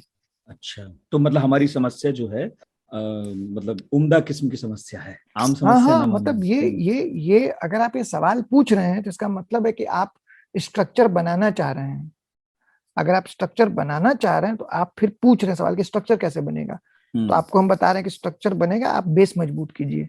हम्म मैंने आपको जो बात बताई, मैंने सिर्फ ये कहा है आपको कि अब नीचे की नींव मजबूत कर लीजिए, उसके ऊपर जो स्ट्रक्चर, जो नींव जितनी मजबूत होगी उतना बढ़िया स्ट्रक्चर खड़ा होगा आपका। और न्यू पर और तुमने लंबी बात की। नींव पे आप, मैंने लंबी बात की, नींव नींव वही है बॉस। जिस आदमी ने भारतीय इतिहास पढ़ लिया है, अच्छे से, जिसको समझ है भारतीय इतिहास की, उसको किताब की टेंशन नहीं है, बस उसको पता है कौन सा किताब पढ़ना है। वो रैंडमली, देखिए मैं आपको बताता हूँ, आप अगर पुरानी दिल्ली जा रहे हैं कबाड़ मार्केट में, और जब आप नए नए पढ़ने वाले होते हैं तो आपको कबाड़ मार्केट में कुछ नहीं समझ में आता, आपको तो अरे बेकार की जगह है, क्योंकि आपको पता ही नहीं है कि उठानी कौन सी है। सच है, वो सब एक जैसी लगती हैं, पुरानी पुरानी गत्तों वाली। कह रहे यार अंग्रेजी की क्या। अब अगर जैसे मैं 10 साल पहले 15 साल पहले जब गया था तो मुझे कुछ हवा ही नहीं लग रही थी, तो मैं क्या उठा के लाया, मैं वहां से जो है नेशनल ज्योग्राफिक उठा के लाता था, क्योंकि मुझे लगता था यही बहुत कमाल की चीज है। आज मैं बिल्कुल नहीं उठाऊंगा, आज मैं नहीं उठाऊंगा। मुझे आप अब मुझे पता है मेरे दिमाग में कि मैं पेरिस रिव्यू का एक अंक होगा तो मैं वो जरूर उठा लूंगा। आप नहीं उठाएंगे पेरिस रिव्यू, आपको, क्योंकि आपको पता है कि पेरिस रिव्यू है क्या। बेसिकली वही है कि आपको कोई भी तमीज तहजीब तब आएगी किताबों के बारे में जब आप वाकई उसमें घुसेंगे। अब हाँ। दूर दूर से बैठकर आप बैठ नहीं सकते पानी में कि भाई अंदर यार, क्या है, नहीं मालूम दुनिया में किस चीज में आप ऊपर ऊपर करके और आप एक्सपर्ट हो जाएंगे, बताइए हमको। आप क्या कोडिंग सीख लेंगे, आप पत्रकारिता सीख लेंगे फेसबुक पे लिख के? नहीं हो सकता ना तो बॉस, किसी से 5 किताब 10 किताब मत पूछो, कोई मतलब नहीं है। क्योंकि ढूंढने की प्रक्रिया आपको अपने आप ही बहुत कुछ सिखाती है और उसे स्किप करना बहुत गलत है। जेएनयू में या किसी भी यूनिवर्सिटी में आपको ये नहीं बताते कि ये पढ़ो, सब कहते हैं कि जो अच्छा टीचर तो कहते हैं कि इसको देख लो।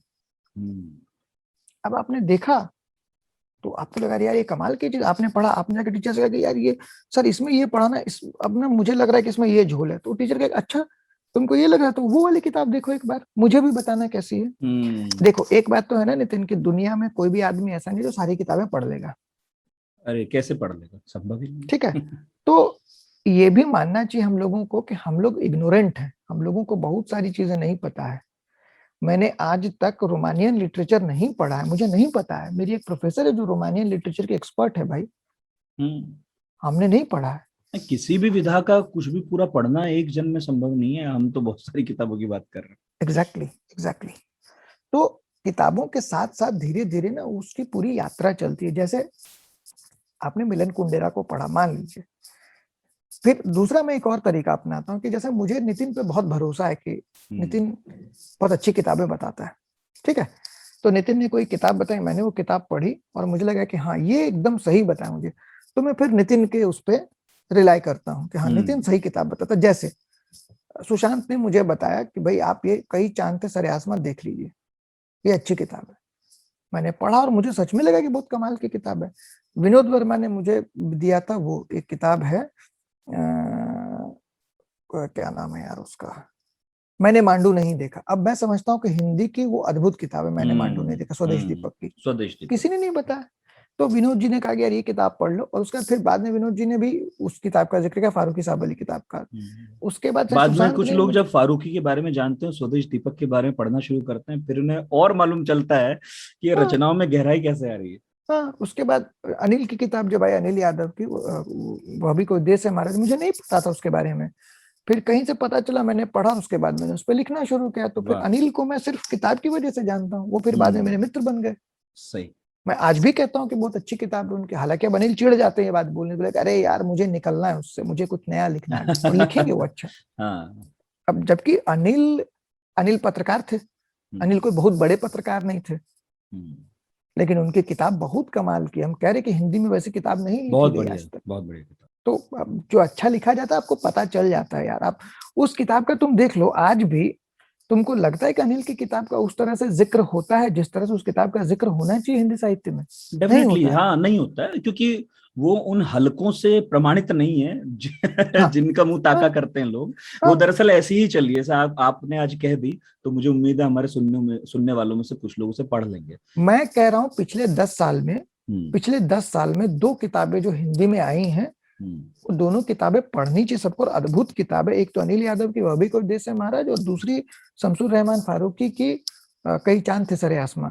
और मैं थोड़ा आगे जाके ये कहता हूँ कि शमसुर रहमान फारूकी ने जितना भी लिखा है, जो कुछ भी उपलब्ध है हिंदी में, वो सारा पढ़ लेना चाहिए आदमी को, और YouTube वीडियोस भी देख लेने चाहिए उसके बाद। उनके सारे YouTube वीडियो देख लेने चाहिए। वो हमारे समय के सबसे बड़े बुद्धिजीवी थे हमारे समाज के, सच। और उनके टक्कर में कोई नहीं है।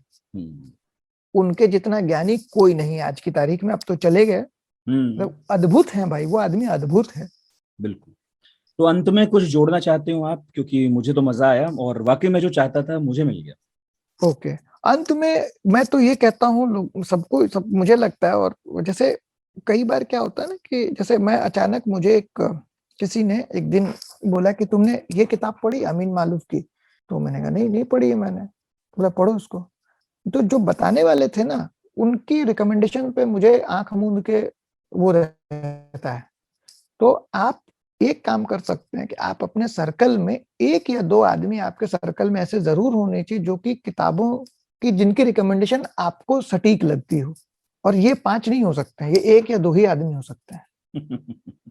तो वो सर्कल आपको बनाना पड़ेगा। वो भी ट्रायल एंड एरर है। जैसे मान लो मैंने कहा कि कई चांद थे, मैंने मान लो कहा कि भाई अनिल यादव की किताब पढ़ लीजिए, आपने पढ़ी किताब, मेरे कहने पे, अरे सुशील जी कह रहे मैं पढ़ लेता हूँ, अगर आपको लगा नहीं यार मेरे को जमी नहीं, ऐसा हो सकता है ना? बिल्कुल किसी को हो नहीं सकता है, जमी। लेकिन हाँ ये है कि भाई आप उस रिकमेंडेशन पर भरोसा हाँ, करें, चलकर अगर देखें। मान लीजिए कि उसको अच्छा है नहीं तो ठीक जमी, है। नहीं जमी तो नहीं जमी, फिर आप मेरे बात पे मत कीजिए भरोसा, सही। आप मत कीजिए, फिर आप सही। किसी और पे जाइए। क्योंकि देखिए, ये जो मैं बार बार कहता हूँ ना, कि मैं किस दिन कह रहा था कि भाई किताबें पढ़ना ना अपना नरक चुनना है बॉस।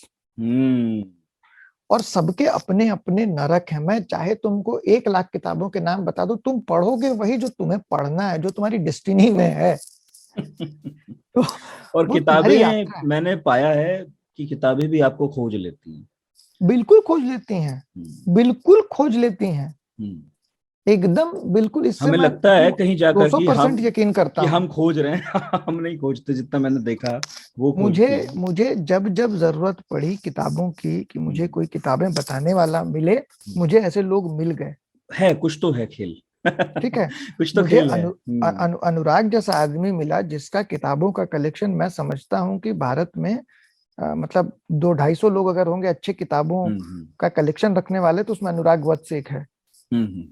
और वो, तुम कभी नहीं देखोगे उसको कोई किताब किसी को बताते हुए कि अरे ये पढ़ लो और वो पढ़ लो। क्योंकि अपना लेकिन नरक है सबका, खुद ही हाँ, चुनना है। तो उसके पास इतना अच्छा, और उसने मुझे नहीं बताई किताबें जल्दी। भैया मैंने बहुत पापड़ बेले हैं, जबकि मुझसे जूनियर है। मैंने बहुत पापड़ बेले हैं, कितनी बार उसका वो किया कि प्लीज कभी ये चलो, तब जाके वो मुझे लेकर गया एक बार एक किताब की दुकान में। और मतलब मैं बता नहीं सकता कि कितना आनंद आया उस दिन मुझे। मेरी मित्रता विशुद्ध अनुराग से किताबों की वजह से है। और बहुत रेयर कोई किताब होती है जो अनुराग को मैं कहता हूँ कि मैं ये पढ़ रहा हूँ, तो वो उसके बारे में चट से अपने अलमारी से उठाएगा कि ये देखिए, और उसमें अपना नोट सुनाएगा कि देखिए मैंने इतनी तारीख उसके बारे में ये लिखा था अपनी नोटबुक में। तो बहुत ये रीडिंग है। वाकई बहुत बढ़िया बात पर आपने पॉडकास्ट समाप्त किया कि अपना अपना नर्क है, खुद चुनिए। और जब आप इसे चुनेंगे तो उसमें जो आपका संघर्ष होगा, दरअसल वो आपके अंदर जो डेवलप करता है, वो एक मैच्योरिटी तो है ही किताबों को लेकर, जिंदगी को लेकर भी है। जब आप खुद खोजने निकलते हैं तभी पता चलता है कि भारत कहाँ है, अमेरिका कहाँ है। किसी के बताए से कुछ नहीं होता इस मामले में। कुछ नहीं होता भैया, कुछ नहीं होता। तो हर आदमी, हम लोग जैसे एक आइडिया ना गाइड का, तो गाइड करता है भैया, वो खाना नहीं खिला सकता, खाना तो आपको बनाना है। हाँ, इसको भोजन की तरह लीजिए कि भाई आपको बता देगा भाई आलू पड़ेगा और प्याज पड़ेगा, आलू दम में आलू प्याज और टमाटर पड़ेगा, लेकिन आप साला आलू में प्याज कब डालेंगे, टमाटर कब डालेंगे, ये आपको तय करना होगा। बिल्कुल। और जब आप ये करेंगे और धीरे हर बार करेंगे, अभ्यास होगा, तब एक दिन हो सकता है आप ही गाइड बन जाएं, और तब आप शायद उससे भी बेहतर बता पाएं कि भैया ये ना 3 मिनट बाद करना। तो अपना अपना तरीका है, वो है। बहुत बहुत शुक्रिया सुशील जी, अमेरिका से जुड़े आप इतना लंबा समय दिया। तो ये थे जे सुशील, जिनको आपने सुना, और मुझे उम्मीद है कि इतनी सारी किताबों के नाम हमने इस पॉडकास्ट में सुने, आपने नोट किए होंगे, और कुछ को जरूर ढूंढिए, खरीदिए, पढ़िए और बताइए हमें कि कैसा लगा। और बताने के तरीके ये हैं कि एक तो radio@aajtak.com मेल आईडी है, दूसरा ये है कि व्हाट्सएप नंबर है 9953323303, यहाँ बता दीजिए, या फिर पढ़ाकू पार्टी हमारा टेलीग्राम चैनल है, वहाँ आइए और उसे ज्वाइन कीजिए और वहाँ बताइए कि कैसा लगा पॉडकास्ट, और आगे आने वाले पॉडकास्ट के बारे में भी हम वहीं सूचना दे देते हैं। और आप लोग जो सवाल पूछना चाहें वो पूछिएगा, मैं उन्हें जरूर शामिल करूंगा। तो इस गुरुवार पढ़ाकू नितिन में इतना ही, अगले हफ्ते फिर मिलेंगे। ख्याल रखिए और सुनते रहिए, पढ़ते रहिए।